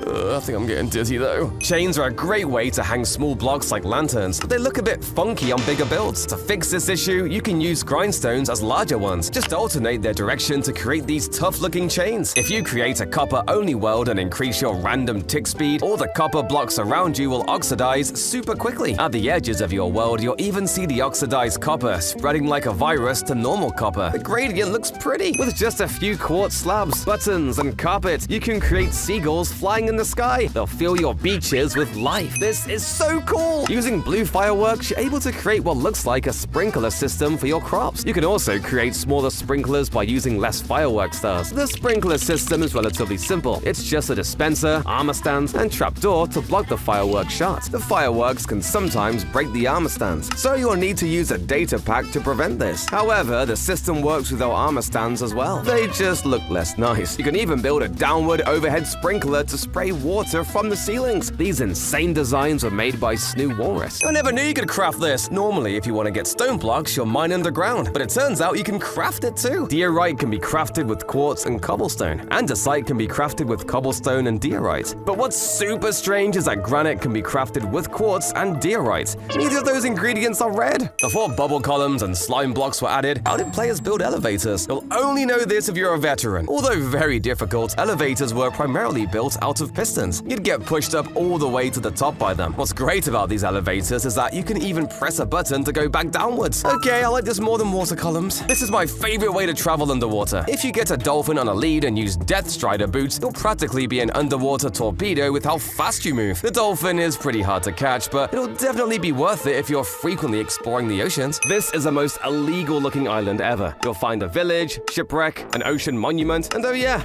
a literal stronghold that's combined with the villager's house. This seat belongs in a museum. Armor stands are amazing for creating custom builds. Using them, you can create this custom swing. It uses carpet for the tops and bows for the ropes. Can you get Minecraft's hardest advancement with just one potion? How Did We Get Here is notorious for requiring nearly every single potion effect at once. But using commands, you can create a potion with every effect stacked into it. In fact, the list is so long, you can't even read them all without shrinking your GUI scale. Just one splash of this potion, and you'll instantly complete Minecraft's hardest challenge. What happens if you shear a Jeb sheep? It's constantly changing colors. So, will it give you a random wool color? When you try to shear it, it ends up just giving you the wool of the original sheep color before it was named Jeb. Have you ever wished you could tame villagers? You'd be able to have your own villager army that follow you around and act as decoys for all incoming zombies. Sadly, Mojang didn't love the idea of villager enslavement as much as we do. I guess we have to stick to villager breeders and trading halls for now. In older versions of Minecraft, you could only craft red beds, so it didn't matter what wool color you crafted the bed with, you'll still get a red one. One upside was that you could even mix different wool colors in the same recipe, which doesn't work anymore. However, in version 1.12, different colored beds were finally introduced, and now you can craft all these kinds. Entering a nether portal in survival mode normally takes 4 seconds. However, in 1.21, 2 new ways were introduced to go through these portals almost instantly. The first is by throwing an ender pearl, which quickly teleports you through, though it can be a bit risky because you don't know where the pearl will land. The second way is much safer. Just ride a boat through the portal. It's still quite fast and more predictable.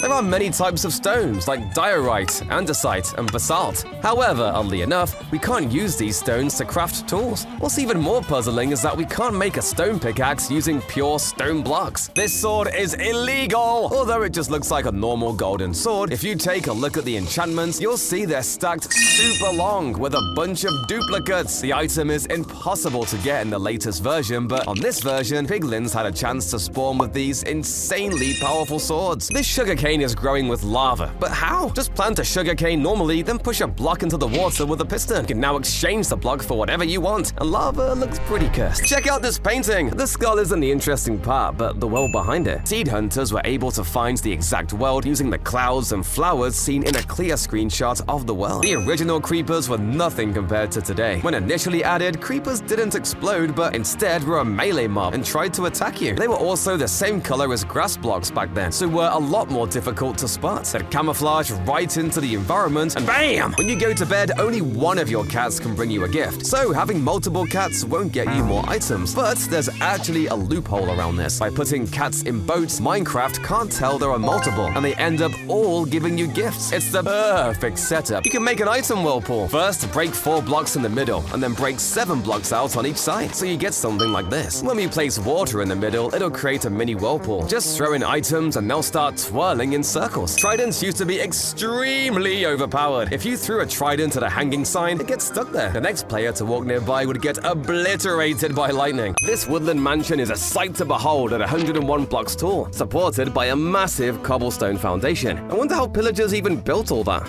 By using a lever and some chains, you can hang a lantern from the wall. If you look directly at the sun in Bedrock Edition, the sun gets slightly larger while the sky gets slightly darker. This visual effect was added to simulate how your eyes see extremely bright things in real life. Placing a copper grate on the floor looks like a drain. You may know camels can keep you safe from hostile mobs like zombies and vindicators, but did you know striders can protect you as well? They're just tall enough to protect you from baby mobs like baby zombies and pigmen. TNT launchers are perfect for blowing up your enemies, but what if you wanted something a little less destructive? Well, you'll need the dripstone launcher. It can be built with just a few observers, pistons, and tripwire hooks. When you place a dripstone, it'll fall down and get launched by TNT into your enemies. Or if that's too complex, you can also set up a bubble beam column to hold the dripstone for you to launch. If you're stuck in the nether with just a bed, you can actually use the bed to explode and activate a nether portal. Everyone uses fireworks with an elytra, but there's something even better: Riptide Tridents. Riptide Tridents, when used with an elytra, are an incredibly powerful duo. They send you flying through the sky at high speeds, making rockets almost unnecessary. It's a great way to soar across the Minecraft world. However, it'll need to be raining for you to use a trident in the sky. Did you know foxes in Bedrock are stronger than the ones in Java? Bedrock foxes have 10 entire hearts, while Java foxes only have 5. You're too weak! Minecraft items have a secret rarity system. This is why some items have white names, while others are colored. But what do the colors mean? Common items are white, treasure items are bright yellow, boss drops are aqua, and admin items glow purple. You can make an indestructible wall. To create it, just use stairs and waterlog them with water. This will create a wall that TNT can't blow up. But if players try breaking through, you can set observers on the other side, rigged with a ton of TNT. Did you know it's impossible to breed polar bears? It's one of the few animals that can't be bred, so you can only find cubs naturally in the world. You also can't breed dolphins, which is quite a shame because I would love a dolphin army. Everyone knows ice makes the ground slippery, but if you place carpet on top of it, you'll still be sliding. What's even more insane is that you can put entire slabs on top and you'll still slide. What is this, Mojang? With the element constructor, you can create elements out of thin air. Just select the number of protons, electrons, and neutrons to create any element. If you wanted to create nitrogen, you'd select 7 for each category, and you'd have 64 nitrogen items. The constructor block is overpowered because it doesn't require any items to use, so you have unlimited elements. I wonder if I can create gold. I guess a gold element is close enough. How is this lamp turned on? It looks like it has no power source, but if you look on top of it, you'll find an item frame powering a pressure plate. You're able to place a pressure plate on top of an item frame, and when you step on it, the item frame holds the pressure plate down. Carved pumpkins all look the same. In real life, we're able to carve creative designs for all of our pumpkins. That's why you should use the Pumpkin Variation Resource Pack. It introduces 31 brand new textures for carved pumpkins and jack-o'-lanterns. Now you can properly decorate your spooky builds with unique pumpkins. If you're trying to make a cobblestone generator and keep messing up, just use a mangrove root. When you put water in roots, it acts like a container. This way you can easily create a cobblestone generator. Beacons are a transparent block, so the beams can go through other beacons. Using this feature, you can stack a few up and build a pyramid out of different blocks to look like a custom beacon. You can actually put mobs on display. Just trap a mob in this small area, place a wall on the ground, so the creeper can't escape. Glass blocks can be squished into it, giving you your very own creeper pet. We all love our pets in Minecraft, but did you know that cats are secretly evil? Cats appear cute and harmless, but within 15 blocks of baby mobs, cats are murderers. Cats will go after rabbits and baby turtles. This is why dogs are better than cats. But gone, cat! I'm sorry. Hoppers are amazing for transporting items, but they're so boring. For a more exciting way, try using an ice and bubble beam staircase. The items will glide across the ice and bounce on the bubble beams all the way to the top. The items look like they're dancing upwards. These Minecraft icons are super cool, but how do you get them? Unused Minecraft accounts were created with mob and block skins by a Mojang producer. The account name starts with MHF and exists for a bunch of things like pigs, skeletons, and arrows. They may look a little outdated, but they're still super useful for map makers. To get them, just type the following command and use any of the following usernames. By placing 2 honey blocks side by side, there's actually a small gap you can shoot arrows through. But if you don't have honey blocks, this can also be done with just a pot next to a block and shooting through the size of that. Most beaches don't have restrooms. They have porta potties instead. In Minecraft, you can recreate this with just a few trapdoors, slabs, and a door. Make sure to decorate around it with path blocks and sandstone to separate it from the rest of the beach. What's the best wood in Minecraft? You probably think it's something like oak or cherry wood, but it's not even close. The best wood is actually bamboo because it has an amazing ability. Bamboo can be completely automatically farmed with just a piston and observer, while other wood farms need to abuse TNT duping to destroy the wood and thousands of bone meal to grow the sapling. This villager is stronger than most players. It's been equipped with netherite thorns armor using dispensers. You can also put mob skulls onto their heads so they can't take off. Unfortunately, trying the same thing in Bedrock won't work, and the items will just dispense to the floor. If you're on fire and go into a cauldron of powdered snow,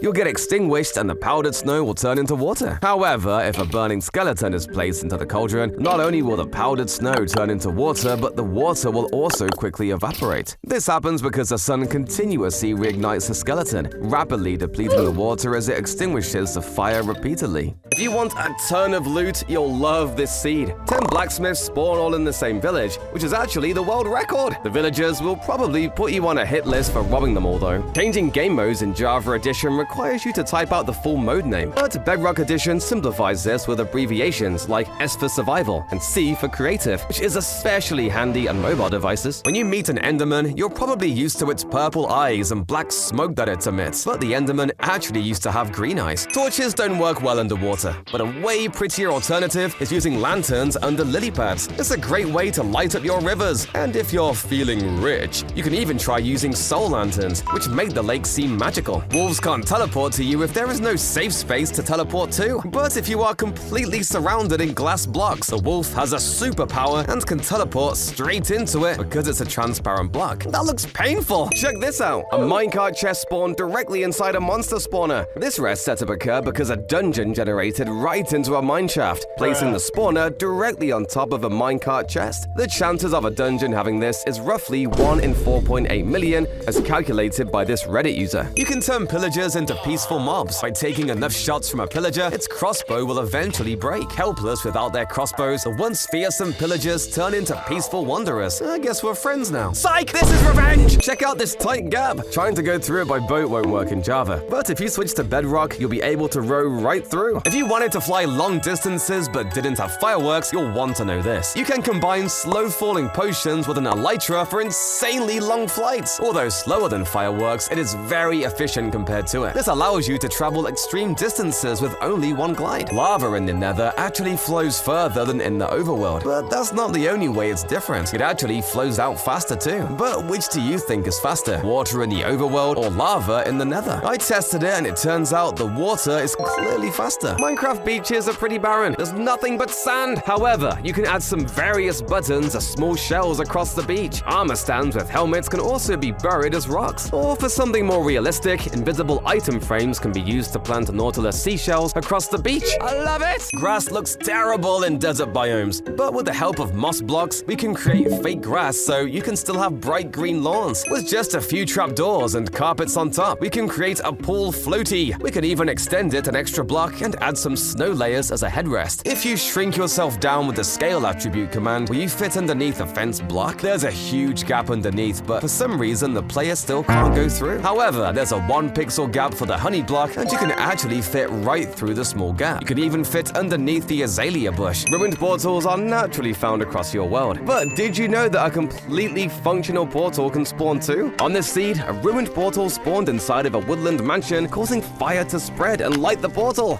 But if you want to live on the ocean, a great option is building a realistic sailboat. Although it won't sail, it'll be a cool base where most mobs can't swim to you. This seed is truly special. It generated a glitched end portal, with only a part activated due to its placement on a chunk border. This unusual occurrence tricks the game into activating just 1/3 of the portal. This is the most beautiful cherry blossom biome. It's surrounded by snowy mountain ranges and even has a village in the center. On the side of the mountains, there's a ruined portal, and below it all is a mineshaft. It's the perfect seed to live in. In beta Minecraft, Enderman used to drop diamonds instead of pearls. I wonder how they got those. This special TNT works underwater. Just combine sodium and TNT in a crafting bench and you'll get underwater TNT. If you place multiple underwater, they'll even chain together, creating massive sea explosions. Did you know diamonds and turtle eggs have something in common? If you check out the outline of both the items, you'll see they have the same exact shape. If you're not a huge fan of swimming, you can build a swan paddle boat. It's a pretty simple design and fits perfectly in the water. Unfortunately, you won't have any luck getting it to move. Skeletons are bow masters. That's what happens if you give them a crossbow. You'd expect them to draw them back just like pillagers, but unfortunately, they're not smart enough and just try to whack you with it. Ouch! While flying in Java Edition, once you stop pressing forward, your momentum will carry you a bit further. However, in Bedrock Edition, you'll immediately come to a halt. Can the world border stop the end portal? Let's first try with a medium-sized border, and it still works. Now, if the border is partly into the portal, it works as well. Finally, if the world border is in the portal, let's test it. Looks like the end portal is stronger than the world border. Do you see where I hid my diamonds? It's actually underneath this cake. You can make it by placing a few snow layers, dropping a minecart chest inside, and squishing a composter down on top. To hide the chest, just place a cake on top. When you go to store your diamonds, make sure you have another cake to replace the eaten one, or your hidden stash won't be so hidden. This world is unlike any other, featuring end pillars in the overworld, expansive grass plains, towering mountains, and vast oceans. Endermen are the only mobs that naturally spawn here. To create this unique environment, customize your world settings to a single biome world and select the end as the biome. Minecraft stairs really don't make any sense. Somehow, crafting 6 oak blocks turns into 4 stair blocks, even though each stair block is actually 3/4 the size of a full block. So, what's Steve doing with all that extra wood? This is a disappearing island. For some reason, and shulker boxes don't render unless you get close to them. Knowing this, you can build entire sky islands out of shulker boxes that only appear as you get close to it. The island will be invisible to everyone except those who know where it is. If a zombie's head stays underwater for 30 seconds, it turns into a drown.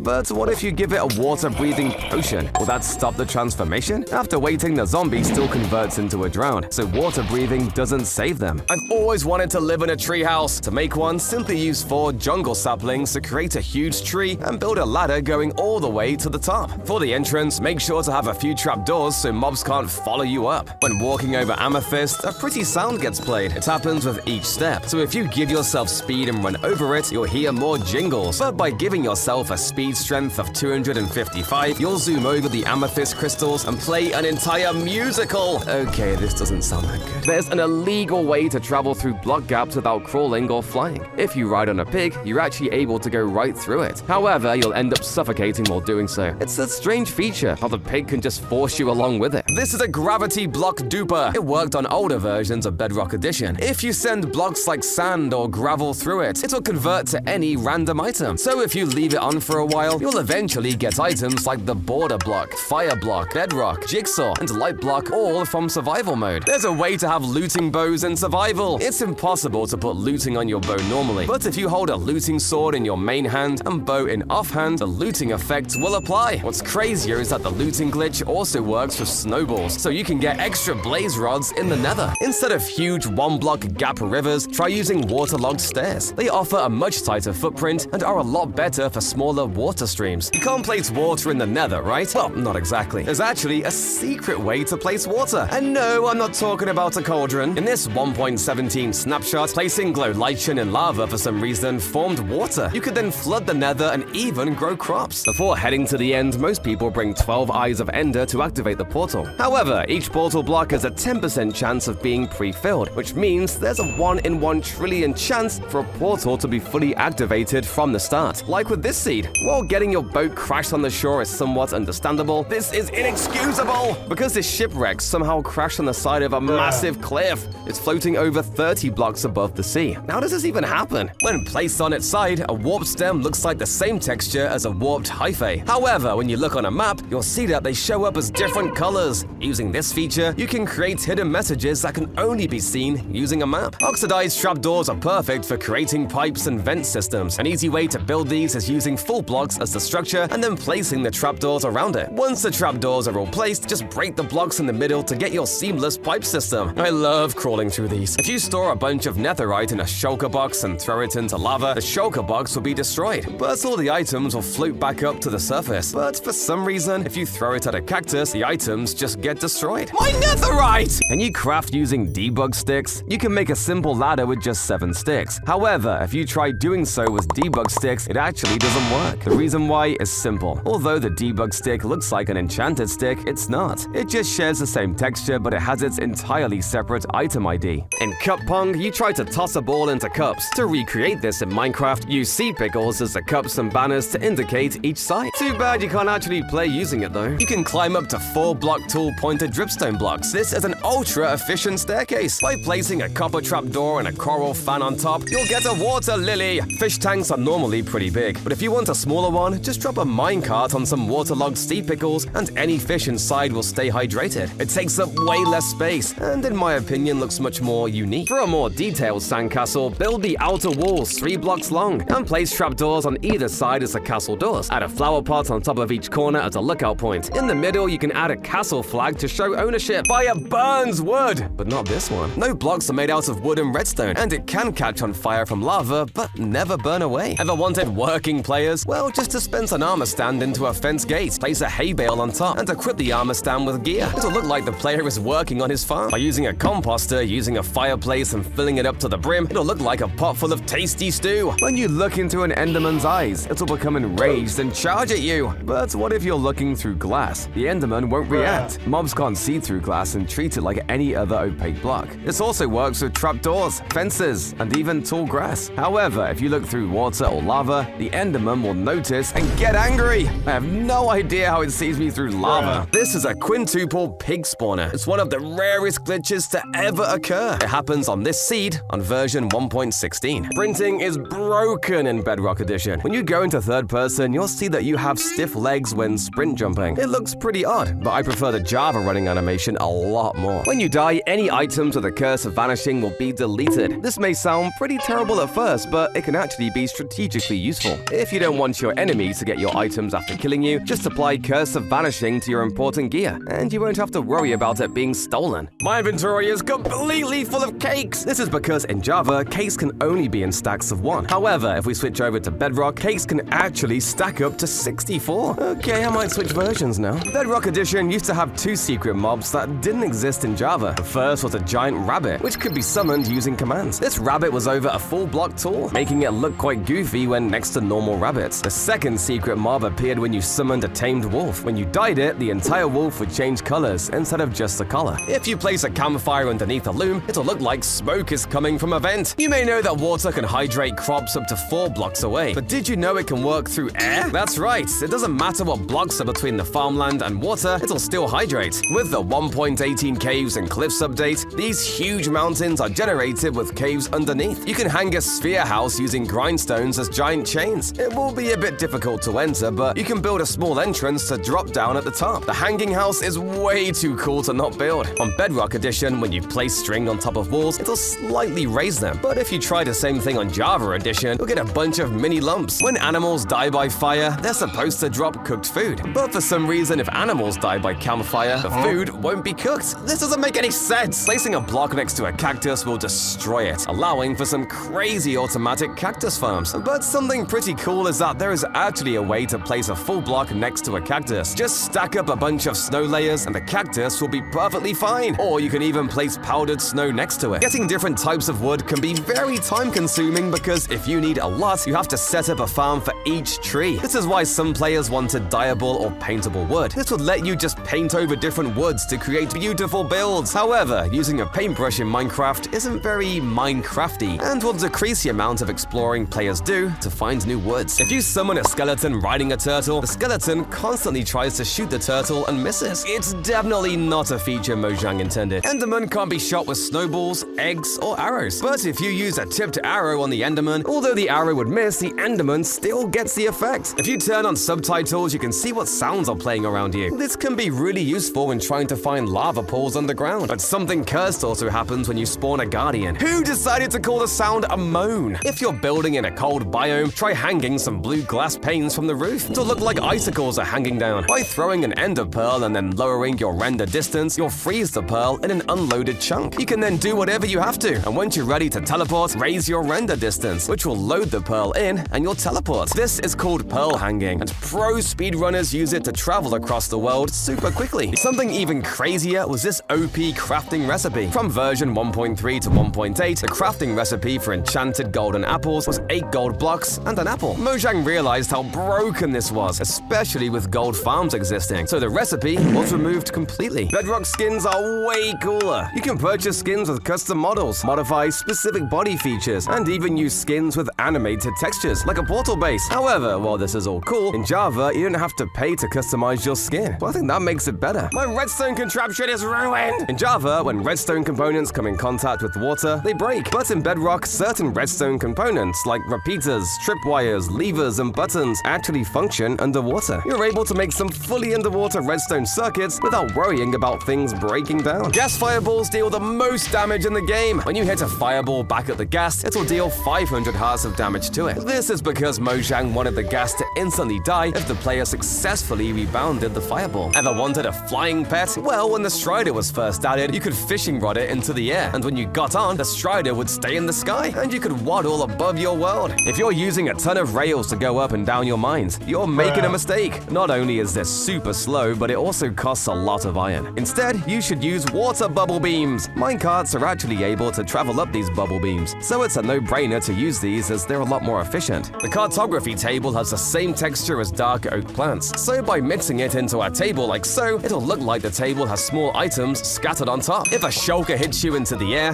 here's the safest way to get you down. Now, you could try water bucket clutching, but if you have a slow reaction time, you'll likely die. Instead, just eat a chorus fruit and you'll be brought back to the ground. Did you see the mushroom island? Yeah, me neither. But if you press F3, you can clearly see that this is a mushroom field biome. So this right here is the smallest mushroom island island possible since it's made of 0 blocks. If you switch to Bedrock Edition, you can even see the mushroom-colored water, but no island. If you're hungry at the beach, you'll likely find a hot dog stand. They're quite easy to build using just iron and concrete blocks. Add ketchup and mustard bottles with red and yellow candles. You can also replace one of the iron blocks with a white shulker box to store food. Minecraft dogs are super weak, so this developer decided to give them a slight buff with a data pack. Just throw an enchanted golden apple to supercharge your dog and it'll slice through all your enemies. Just a slight buff, nothing too overpowered. Look at this llama! It's wearing a bandit's mask! Or check out this other llama with an Enderman design on its back. When you tame a llama, you're able to equip it with a carpet, and each of the different colors has a unique design. With how special these llamas all look, I just wish we could do the same for our other pets. Minecraft waterfalls are lame! Real-life waterfalls create mist and huge splashes. To emulate that in Minecraft, we can place campfires underneath the bottom of waterfalls to look like mist. While not perfect, it's a nice touch from afar. Teddy bridging is one of the hardest bridging methods. It involves sprinting, jumping into the air, and then quickly turning around to place blocks behind you as you move forward. However, what's even harder is doing this on a horse. Pro player Teddy Nater was able to achieve this, and I can't imagine how long it took to master. The higher you fall from, the more damage the mace will do. But what happens if you have the slow falling effect while using the mace? The slow falling effect will actually reduce the amount of damage done, because the final damage depends on the player's falling speed. On Java Edition, the Impaling enchantment deals extra damage to aquatic mobs like guardians and squids. However, on the Bedrock Edition, it's a lot more powerful. The Impaling enchantment does extra damage to all mobs that are touching water, not just aquatic mobs. So you can just place down a water bucket and deal tons of damage to all the mobs. It's overpowered! It's impossible to put both Infinity and Mending on a bow because the developers thought it'd be too overpowered. However, from versions 1.9 to 1.11, it was actually still possible. So if you applied Mending on your bow at this time, you'd have an illegal bow. Minecraft doesn't have seasons, but that doesn't mean we can't fake them. When it turns autumn, we can exchange leaves out with copper grates to show the leaves changing colors. A custom autumn tree can also be made with birch logs and grates. What's the most poisonous food in Minecraft? The raw chicken comes in 4th place with only a 30% chance of causing hunger. The poisonous potato comes in 3rd place with a 60% chance. The rotten flesh has understandably an 80% chance. And the most poisonous food in Minecraft is pufferfish, which will give you poison 100% of the time. Minecraft boats are lame, so let's instead create a realistic one using some spruce block, banners, and a lantern. You can finish it off by adding a boat inside so you can actually sit down. When end ships were first added, you can find a handwritten book written by one of the developers, Surge. The book said, "We will have something else here soon," which is true since the Elytra replaced it in the following updates. Most crops have a limit to how much they can grow, but not twisting vines. They can be bone mealed all the way into the world height limit and are a great way to quickly climb upwards if you're in the middle of nowhere. What's the best way to fill this hole with water? Instead of placing water block by block, try this faster method. Place ice columns around the sides of the walls. Then mine the ice columns downwards, and the water will spread evenly across your pool. You may know that pillagers can break their bows after using it enough times, and normally you'll use a shield to just tank all the hits. But this method is bad because you have to hold down your shield continuously for several minutes. A much easier method is just putting the pillager in a boat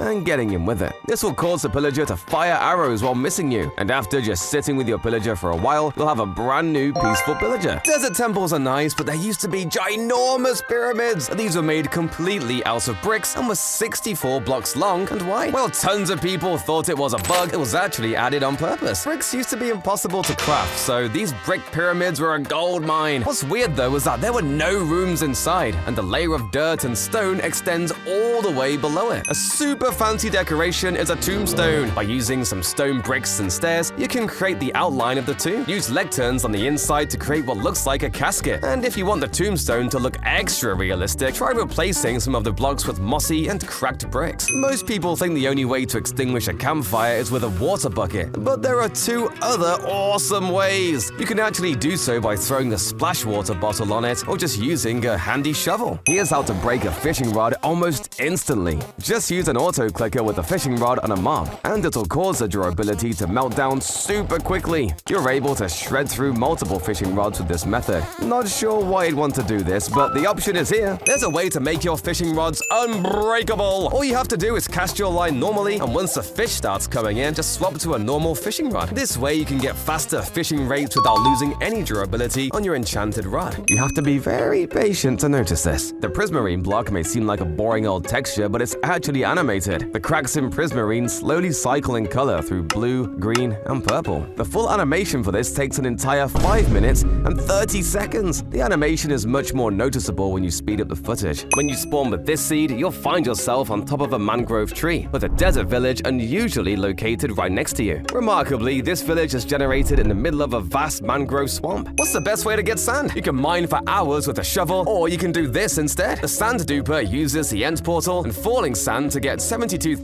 sand per hour. It can also dupe concrete powder as well as gravel. I'm never mining again. All beaches need seagulls. To build one, use fence gates for the legs and quartz for the body. Next, add some glass, slabs, and buttons for the finishing details. They look amazing perched in the sand. If you played Minecraft for a while, you might recognize this classic scene, a grassy hill with trees by the water. It's the iconic view from the famous pack.png image. What's crazy is that the exact seed was found after months of hunting it down. There are 2 crops that can grow in the dark. Normally, shutting the lights off won't let crops grow. However, both sugarcane and mushroom can grow in pitch black. Minecraft almost had lore. Back in 2014, Dinnerbone created something called the Ultimate Plan. This would include the entire game's story and would involve the dragon egg and endermites. But when he tweeted about it, he mentioned he hasn't discussed it with the team yet, so it probably got rejected. This is a shulker chest. It's made in 100% survival in the Bedrock edition. To create it, simply push a shulker into a chest using a piston. This setup allows you to access all your items while providing a decorative touch. Plus, it's quite secure. The shulker can't fire bullets while it's contained inside the chest. You can ride boats down high cliffs and take no fall damage. But there are 2 amazing tricks you can do with boats. While the boat is falling, if you quickly leave it and re-enter constantly, the boat will fall down slowly. But there's another trick. If you quickly light the boat on fire and then ride it down, the boat will glide slower, allowing you to travel much further. Boats are the best! These ocean monuments generated right on the surface. When you load these chunks, you'll see that drown spawn here and instantly die due to being out of water. These structures are basically land monuments, and I kind of wish these generated naturally because they look pretty nice. Right next to them, you'll also find some structures in the ocean where they belong. Minecraft's villages used to look like this. Villages used to generate with gravel roads instead of dirt paths and had these ugly box houses. They look like they were built by Can Man. Everyone knows water and lava creates cobblestone, but something strange happens here. The lava is just running into a wall and somehow cobblestone is forming. This is because cobblestone can strangely generate even when the lava touches the backside of a waterlogged stair. Minecarts can't move if you place a block like this, but if you place a block directly onto the rail like this, then the minecart will pass through the block. Fireworks are great, but there's now an exciting alternative: sparklers. These flashy items look like lightsabers, but once you light them, a bunch of glow particles will come out. You can see how long the sparkler has left by its durability, but if you enter water with a lit sparkler, it's destroyed immediately. So stay dry. There are 5 different color variants, and you can craft them with a stick, magnesium, and any of these chlorides. Do you think you can open this chest? In Java, you're able to open chests with half slabs on top perfectly fine. However, for some reason, you can't open them in Bedrock. Campfires are commonly used to cook food, but they can also be used as a hidden switch. By placing an observer beneath a campfire, you can create a system that detects when the campfire is turned on or off. This setup can be used to control hidden doors, allowing them to open when you extinguish the campfire. How much space do you need to walk on a block? Let's test it out using a shulker, since it can be positioned between pixels. With just 1 pixel of space, you can walk through easily. Cut it down to half a pixel, and somehow you can still squeeze by. But what happens at 1/10,000th of a pixel? Amazingly, you'll still be able to move through. Finally, at the absolute limit, 1/10,000,000th of a block, you can just barely edge through. Push it any smaller though, and you won't fit. How do you type emojis in Minecraft? It's simpler than most people think. On Windows, press the Windows and period key to open the emoji tab, and on Mac, press Command, Control, Space. Now you have a whole new way to communicate. If part of your wood builds go underwater, try swapping out the sunken parts with dark oak logs. The wood underwater will look soaked. Endermen don't take projectile damage. They'll teleport out of the way if you try to snowball or bow them. Even if they have nowhere to teleport, the projectile will just hover on top of them. However, a projectile that can hit them is the dripstone. I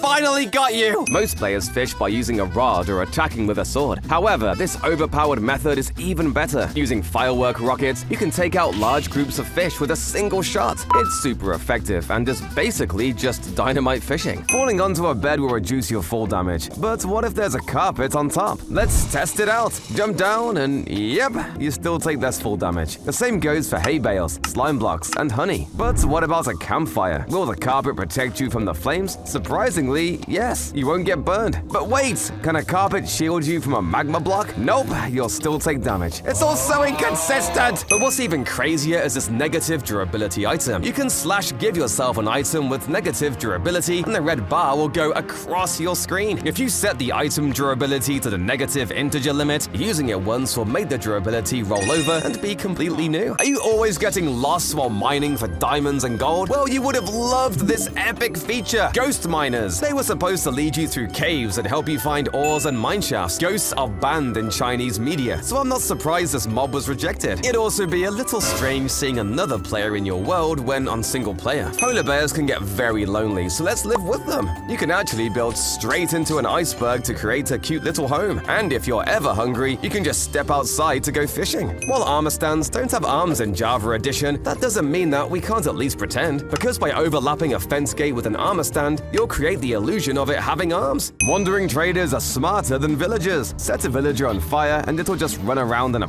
panic. But light a wandering trader on fire and it heads straight for the nearest water source like a pro. You can even build a maze and the trader will find the fastest path to safety. How am I standing inside this end portal? In Bedrock Edition, if you place fence blocks directly beneath the portal, you can stand inside it without being teleported. However, in Java Edition, attempting the same setup will result in immediate teleportation to the end. Glow sticks are only in the Education Edition, right? Not exactly, because on Bedrock version 1.17, if you went to a woodland mansion and found the fake portal room, you'll find something super secret inside the chest. For some reason, there will be an illegal glow stick here. I love this house! It uses a modular design where you can stack different rooms on top of each other. Lecterns were used as the fencing, and the glass was alternated with panes. It gives the house a unique finish that most houses lack. I'm so thirsty! In the summer, it can get very hot, and a refreshing drink is just what you need. You can build a few juice stands by combining some scaffolding blocks along with various colorful blocks. Next, place tripwire hooks on them to create the juice sprout, and finish them off with some carpet lids on the top. Take a close look at the hotbar, and you'll realize that the boxes are sand textures that are transparent. Mojang is very good at reusing textures. In the texture files for Minecraft's Elder Guardian, you'll find that Jeb, one of the game's developers, has signed his name onto it. The Desert Temple is one of the nicest looking structures, so it's not a bad idea to make it our initial base. Simply place wooden stairs around the top to make a roof for our pyramid, and you'll be able to identify it a lot easier from the other desert pyramids in the world. If you place string on top of lava, for some reason it won't make any sounds. This way you can prank your friends and lead them to lava.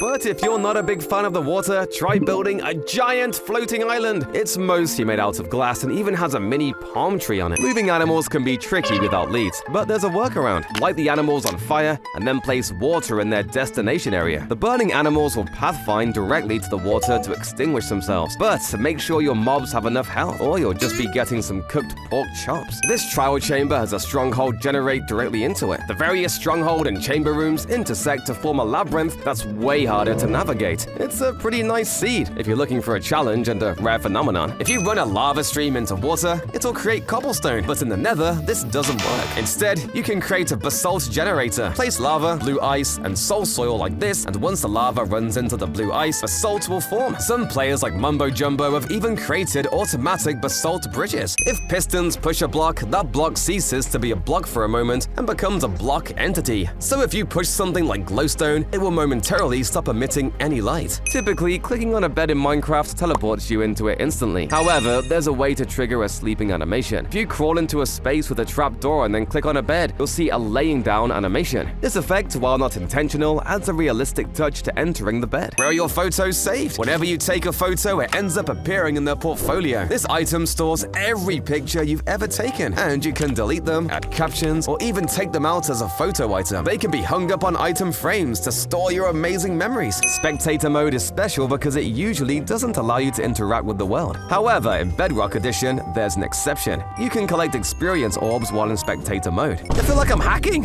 One of the simplest farms you can create is a snow farm. To do this, simply build a snow golem by stacking 2 snow blocks and adding a pumpkin on top. Once your golem is in place, mine the snow layers that form beneath its feet. This method provides an unlimited supply of snow. This is a working swing. But how do you build it? Begin by placing the supports of the swing and digging out a section for powered rails. In here, you'll place a saddled strider and then cover him up with string and moss carpet. For the ropes of the swing, attach leads to chickens and cover them up. Lastly, just splash Splash the Strider with invisibility to get your fully functional swing. This seed uniquely combines lush caves, mine shafts, and lava pools. To find it, you just have to dig straight down from where you spawn, and you'll find this beautiful hanging mine shaft. There's even a spider spawner nearby, so make sure you don't get hit off. Whoops!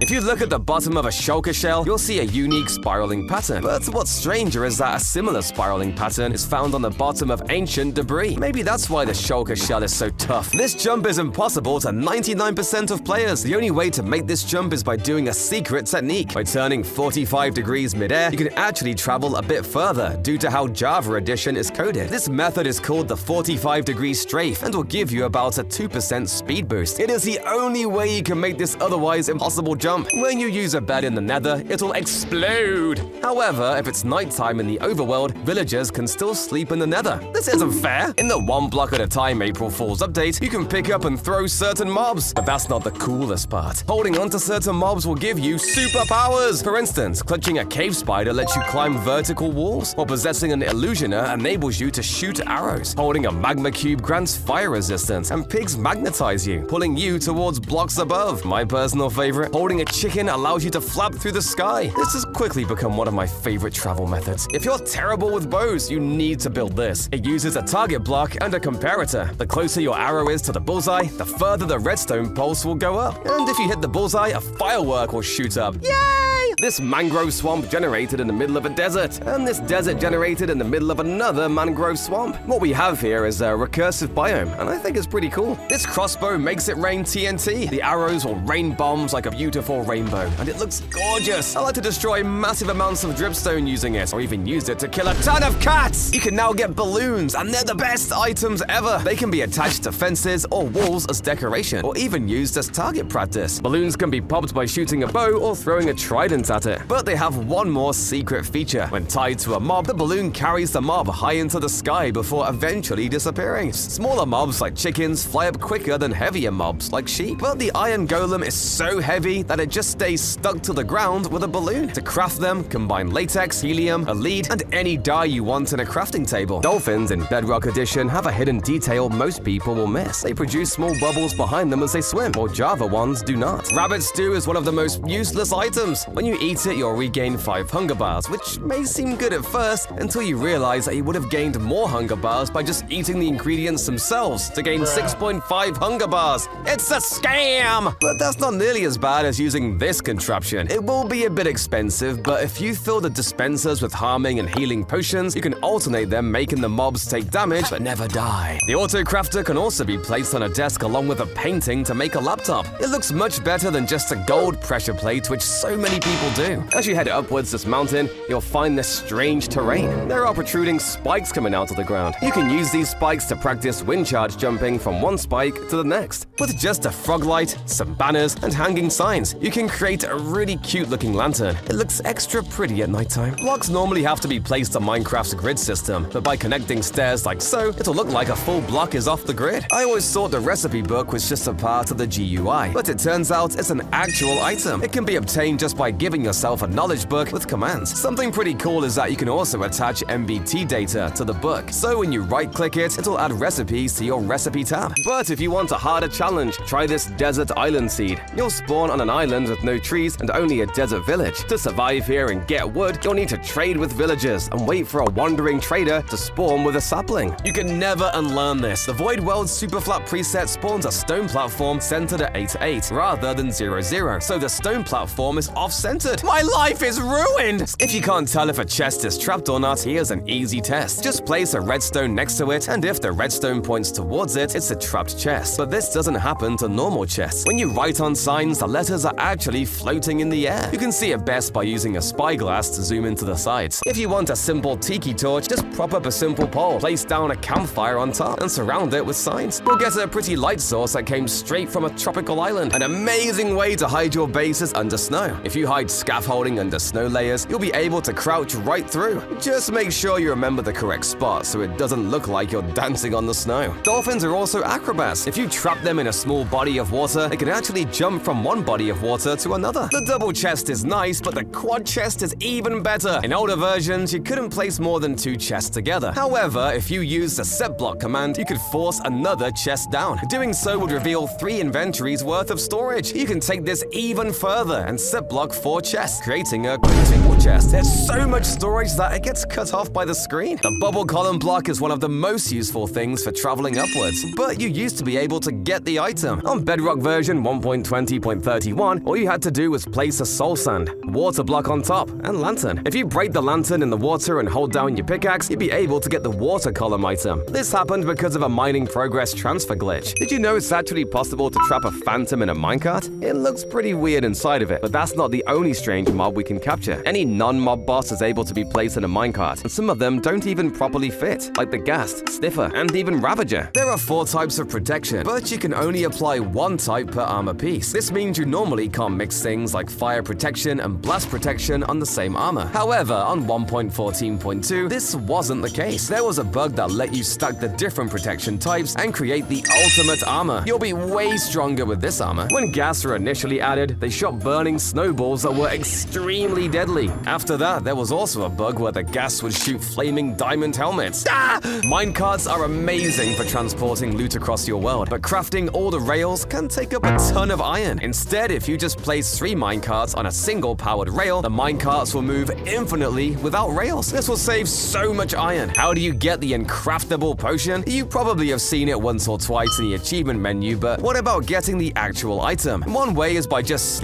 giving yourself a potion. But if you don't want to be a cheater, just go to the 3D shareware update and you'll find the uncraftable potion in one of the barrels. In version 1.15, the devs accidentally added some secret items, the wax block and crystallized honey. No one knew what they'd be used for, but it was later found out they were added on accident and were removed. You may know that phantom membranes are needed to brew slow-falling potions, but did you know that they also have a hidden use? When flying long distances, your elytra will lose durability, and if you don't have XP or mending, phantom membranes can be used instead to fix your elytra. There's a way to travel millions of blocks in an instant. You may think I'm talking about the /TP command, but that's not it. It's by using an ender pearl stasis chamber. You can travel anywhere in the world, and once you're ready to return home, just have a friend activate the trapdoor and teleport you back. Or if you want to make an automatic one, set up a daylight sensor so the trapdoor will be automatically flipped whenever it turns night. A chunk loader will have to be built here as well though to keep the redstone loaded. I can't believe you can do this! In Bedrock Edition, you're able to emote, and there are tons of different dance moves to choose from. You can access the emote menu by pressing B, and by default, you'll have these emotes unlocked. Unfortunately, if you want more, many of them cost mine coins, so most of us will just have to stick to the simple emotes. Look at this campfire! It's so cool! To make it, dig a hole and place 3 layers of snow in each spot. Next, set up pistons around the holes and push the armor stands into the corners. Then place armor stands between the others and push grass blocks down into them. Finally, equip each of the armor stands with a skeleton skull and light the center on fire. This looks so cozy! When you use slime blocks and pistons to launch a boat straight up, it creates an unusual glitch. The boat falls back down in an odd bouncing motion as if it's hovering midair. It's not a huge bug, but it makes boat wave machines impossible to build. Stop going through my portal! To prevent mobs from going through, place a cow inside a boat right in front of the portal. This setup blocks other entities from entering while still allowing you to squeeze through. When you use a minecart on a sleeping villager in Bedrock Edition, the villager will still be sleeping in the minecart. This is obviously a Bedrock-only feature because Bedrock is full of bugs. Each world only has 1 dragon egg, but if you ever wanted to get another, there was a very easy method. All you had to do was place fences below the end portal and then drop the dragon egg on top. When you go through the portal, you'll find both the item and the block waiting for you. All the way until version 1.8.9, for some reason, eggs and snowballs both dealt damage to the ender dragon, and you could actually kill it with them. They didn't work on other mobs, just the ender dragon. Who knew the dragon's weakness was eggs and snowballs? Dispensers can be used to dispense armor directly onto yourself, but something lesser known is that this works with horses as well. Just point dispensers at a horse and you can equip saddles and horse armor. Talk about a quick wardrobe change. You can create a huge pathway of ice in an instant. It's done by combining Frostwalker boots with a Riptide Trident. Aim the trident slightly downwards, release, and continue throwing it to maintain momentum. Now, I'm not too sure why you would want to do this, but it's a pretty cool trick. Enchanting tables used to be made out of cobblestone instead of obsidian obsidian. They did look pretty cool though. What's crazier is that enchanting used to cost 50 experience levels instead of 30. That would take me weeks to enchant just a single item. I'm glad that was changed. If you're using leaves as bushes, try adding on some extra vines on top. It'll add some extra depth and make them a lot more pretty. Ever wanted to tap trees for maple syrup? Well, with a tripwire hook and some trapdoors, you can create the illusion of sap dripping into a barrel. And in the nether, you can even mix it up and get red sap from the crimson trees and green sap from warp trees. Most people think it's impossible to beat super flat. All you get is a flat grass world. But contrary to popular belief, you can actually defeat the Ender Dragon. To obtain blaze rods, you can find lava at blacksmith villages, which can be used to create obsidian and construct a nether portal. Then Eyes of Ender can be used to find the stronghold, which is for some reason floating in the air. Just have to go over here. Ah! Baby mobs are very attached to their parents. They will constantly try to follow them, which is very cute. But if you're looking for a good torture method, it's perfect! This machine makes it so the baby pig is constantly trying to go to the parents but gets pushed back. You have to be an evil villain to use this. This is not a dead bush! Do you see it? That's right, it's placed on grass. But dead bushes can only be on top of sand. This is actually called a shrub, and since it looks so similar to the dead bush, they were actually merged together on 1.13, and now only desert bushes exist. A classic way to torture Enderman is with rain. In spectator mode, you can click on the Enderman to see his perspective. Each time it rains, they have to teleport all around the world to find a safe roof. Normally, flooding your house would be something you want to avoid, but doing so will actually make it so mobs don't spawn inside. However, if you're not looking to devalue your base, you can also just use slabs as the floor, and they'll work too. If more than 24 mobs are squeezed into a single block, they start to take damage. This is because of entity cramming, but you can actually increase the 24 mob limit with a game rule. You can cram thousands of mobs in a single block, but if you let them out, something strange happens. All the squished entities push against each other and create an animal cannon. Wait, how did they go both ways? Well, signs are normally used for writing. They can also add texture to a lot of your builds. They can transform simple-looking columns to elegant pillars. This seed features an ocean monument that spawned directly into a stronghold. The Elder Guardian inside prevents you from mining any part of the stronghold, forcing you to navigate it like a typical Minecraft adventure. Dripstone normally connects if you place it at the bottom and top, but if you hold shift and place the dripstone down, it won't connect. This way you can create realistic pointed teeth. Can you spawn a wither underwater? Well, when you try to do so, you'll see the bubble beams push the skulls right off. Even if you manage to place all three down quick enough, it won't work. You'll have to build a small room to spawn the wither, and the wither actually doesn't drown, so it'll just swim around and take out all the ocean mobs. Will skulk spread past the world border? If you drop some mobs down, at first it'll seem like the skulk isn't spreading, but the skulk is actually being stored. Once you increase the world border size, the catalyst activates, converting nearby blocks to skulk. To make it even more satisfying, drop a bunch of zombies from the sky, then expand the border and watch the skulk spread across your world. Ever wondered why Minecraft bees are so large? Each bee's hitbox is half a block in size, making them much larger than real-life bees. The Mojang team made bees this size because they thought larger bees looked cuter. However, we can spawn in smaller bees using commands and create a realistic bee swarm. Prank your friends with a fake death screen. If aligned perfectly, it looks surprisingly realistic. However, make sure you build it properly because even a slight misalignment will completely ruin the illusion. You can combine nether portals and paintings. In Java Edition, you're able to place paintings on the inside of a nether portal. You can then surround the entire portal with paintings, and you'll have yourself a painting portal. Minecarts are super buggy. When you ride around a corner and blocks are at eye level, the screen blacks out for a second. In older versions, you would even take damage. In Java, super flat worlds come with structures like villages and strongholds, allowing for survival possibilities. But in Bedrock, you can get an option to toggle flat worlds. These lack any structures, making long-term survival nearly impossible. Additionally, Bedrock flat worlds offer no customization options. You're limited to flat grass. Meanwhile, Java Edition features a variety of amazing presets for super flat worlds. Did you know in the Bedrock Edition, if you hold out an emerald, villagers will show you what items they have to trade? Now I can immediately tell these villagers are all trying to scam me! Baby piglins are adorable. While the adults will hunt down hoglins, baby piglins will sometimes ride on top of baby hoglins, even stacking up to 3 piglins on a single one. It's ridiculously cute. Have you ever broken an ice block and wondered why you didn't get water? Well, it's because you need a block underneath if you want water. Otherwise, you'll just get air if you try breaking it. But what's even crazier is that on Snapshot 19W36A, fire, falling, and drowning damage were accidentally disabled by default. So by just changing your world to this version, you can become immune to all the elements without using any commands. Beacons are extremely tough blocks since they're made out of obsidian. However, they can actually be mined with a fist and the item will drop. If I had to guess, Mojang probably doesn't want your hard-earned beacon to break just because you used the wrong tool. On Bedrock, if you're looking for skins and maps, you'll have to use a marketplace and pay real money for them. But Java, on the other hand, has free skins and maps that you can just download for free from the internet. Want to recreate Spikeball in Minecraft? Start by pushing 4 armor stands inward with pistons to form the border. Then add string and carpet on top. Voila! You've got your very own Spikeball trampoline. Can an Enderman teleport across the world border? You can test it by shrinking the border, replacing the floor with water and placing the Enderman on a single block. Then break the block, and the Enderman will teleport outside the border.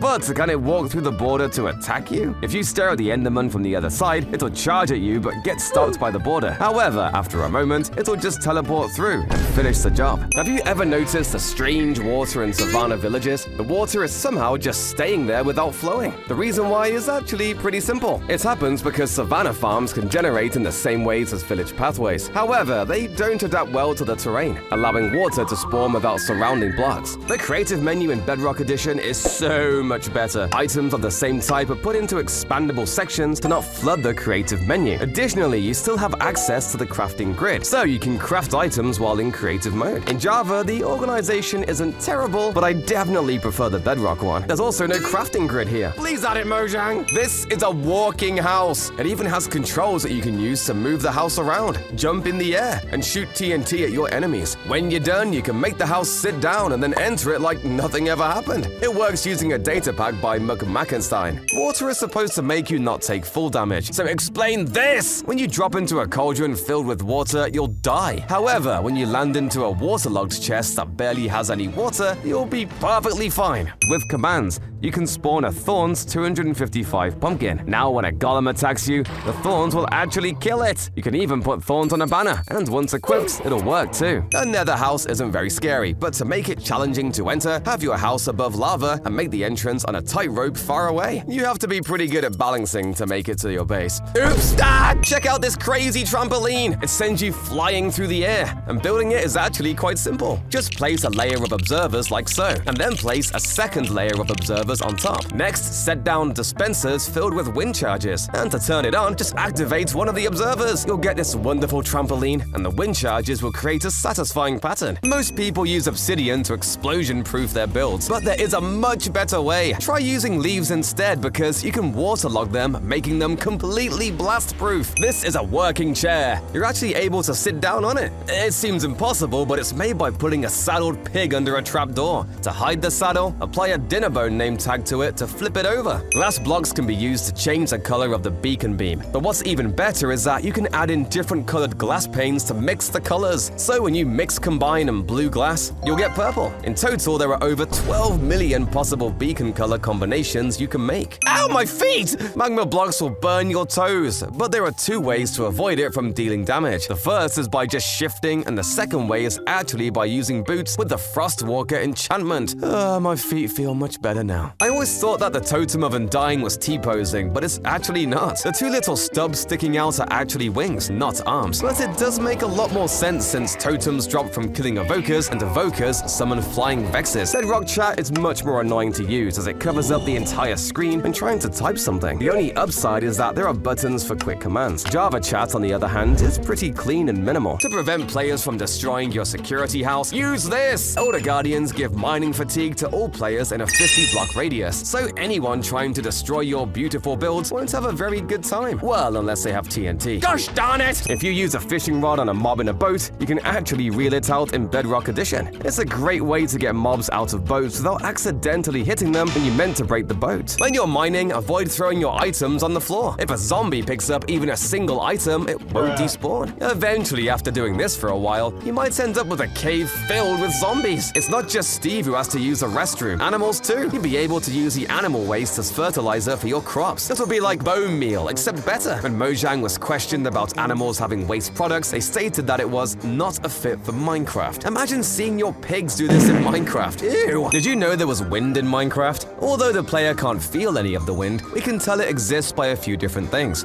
First, the clouds in Minecraft Minecraft always move westward, and if Minecraft didn't have wind, the clouds would just stand still. Second, when a mob dies, the ash from the mob floats into the sky. And lastly, you can see banners gently swaying in the breeze. The most classic way to protect your base is just by using 2 dirt blocks. To enter and exit, break 2 dirt blocks into the side of the world, and almost no one will be able to find it. Just make sure no one is spying on you. Did you know that Deep Dark was initially going to be underwater? According to the original roadmap for the update, underwater lights, floating jellyfish, and even ghost blocks were in the works. However, since this didn't match the creepy theme of the Warden, it was never implemented. The front of observers looks like a face, so we can actually create a robot using one as the head, hoppers for the shoulders, and a grindstone as the wheel. Tridents with the channeling enchantment strike lightning whenever it lands on a mob or lightning rod. Using this feature, channeling tridents can be placed on top of end rods and bounced up and down to create a lightning generator. You can then surround your entire base with these, and good luck to anyone trying to break in. One of the most requested features is the vertical slab. It'd be awesome for building roofs, circles, and chimneys. It doesn't look like Mojang would be adding them though, as they don't want to prevent natural creativity. Subscribe if you want vertical slabs. The NPC is great, but this mob is even better. This mob is the agent, and it can be coded to break blocks, build, and collect blocks. Just press C on your keyboard to open the code editor, and you can make the agent do whatever you want. Alright, the robot should now mine that diamond. Ah! I can't code! Giving a wolf maximum regeneration, health boost, and absorption effects makes its tail spin in circles. This is because tail angles represent a wolf's health, so stacking all these effects makes the tail go crazy! Man, this is cursed. With just 4 stairs facing into each other and lining the top with birch trapdoors, you'll create a super expensive looking table. When a llama spits at you, there isn't much you can do in the Java edition. However, on Bedrock, you can actually rebound the llama spit back. It doesn't make the most sense, but I love the feature. You can break bedrock with pistons, but did you know there's a way to get the actual item? This is one of the best and simplest ways to get it. On version 15W47C, first kill the Ender Dragon. Then while respawning it, you have to place and break the final end crystal instantly. Doing so will drop a piece of bedrock, one of the rarest items ever. Hooray! Whoops. You may know that wolves are scared of creepers, but they have one other weakness: llamas! Wolves think llamas are giant sheep, so they get super scared and run away. So, next time your dog is misbehaving, trap it in a room with a llama. Ever wanted to be a stormtrooper? Well, by just combining some shaper armor trims, netherite, and iron armor, you'll have yourself a set of stormtrooper gear. Now, if you do the same thing with the snout armor trim and lapis lazuli, you can create Clone Wars armor. Campfire smoke can pass through blocks, so by placing looms on top of campfires and decorating around it, you can create a smoking grill for your outdoor cooking. In Java, you can shoot arrows between the gaps of beds, anvils, grindstones, and cauldrons. However, in Bedrock Edition, the arrows will just get stuck in the blocks and float in the air. Conduits are incredibly powerful. They allow you to mine quicker, see clearer, and breathe underwater. However, they also have a hidden ability. Conduits actually attack nearby hostile mobs. I had no idea that was possible. For a super quick chandelier, try hanging some glowberries and trapdoors up like so. It'll be a very pretty addition to your dining room. Make sure to clip the ends with shears so they don't keep growing into a berry vineyard. If you shoot an iron golem with an instant health arrow, will it get angry? Yep. Even though you're healing the golem, it'll still get angry. This ungrateful golem, die! This is a magic button. It's not connected to any blocks, but when you press the button, a firework gets launched into the air. Hidden beneath the carpet are the redstone components and a clock mechanism that detects when the button is pressed. But what's even better than a house above land is one underwater.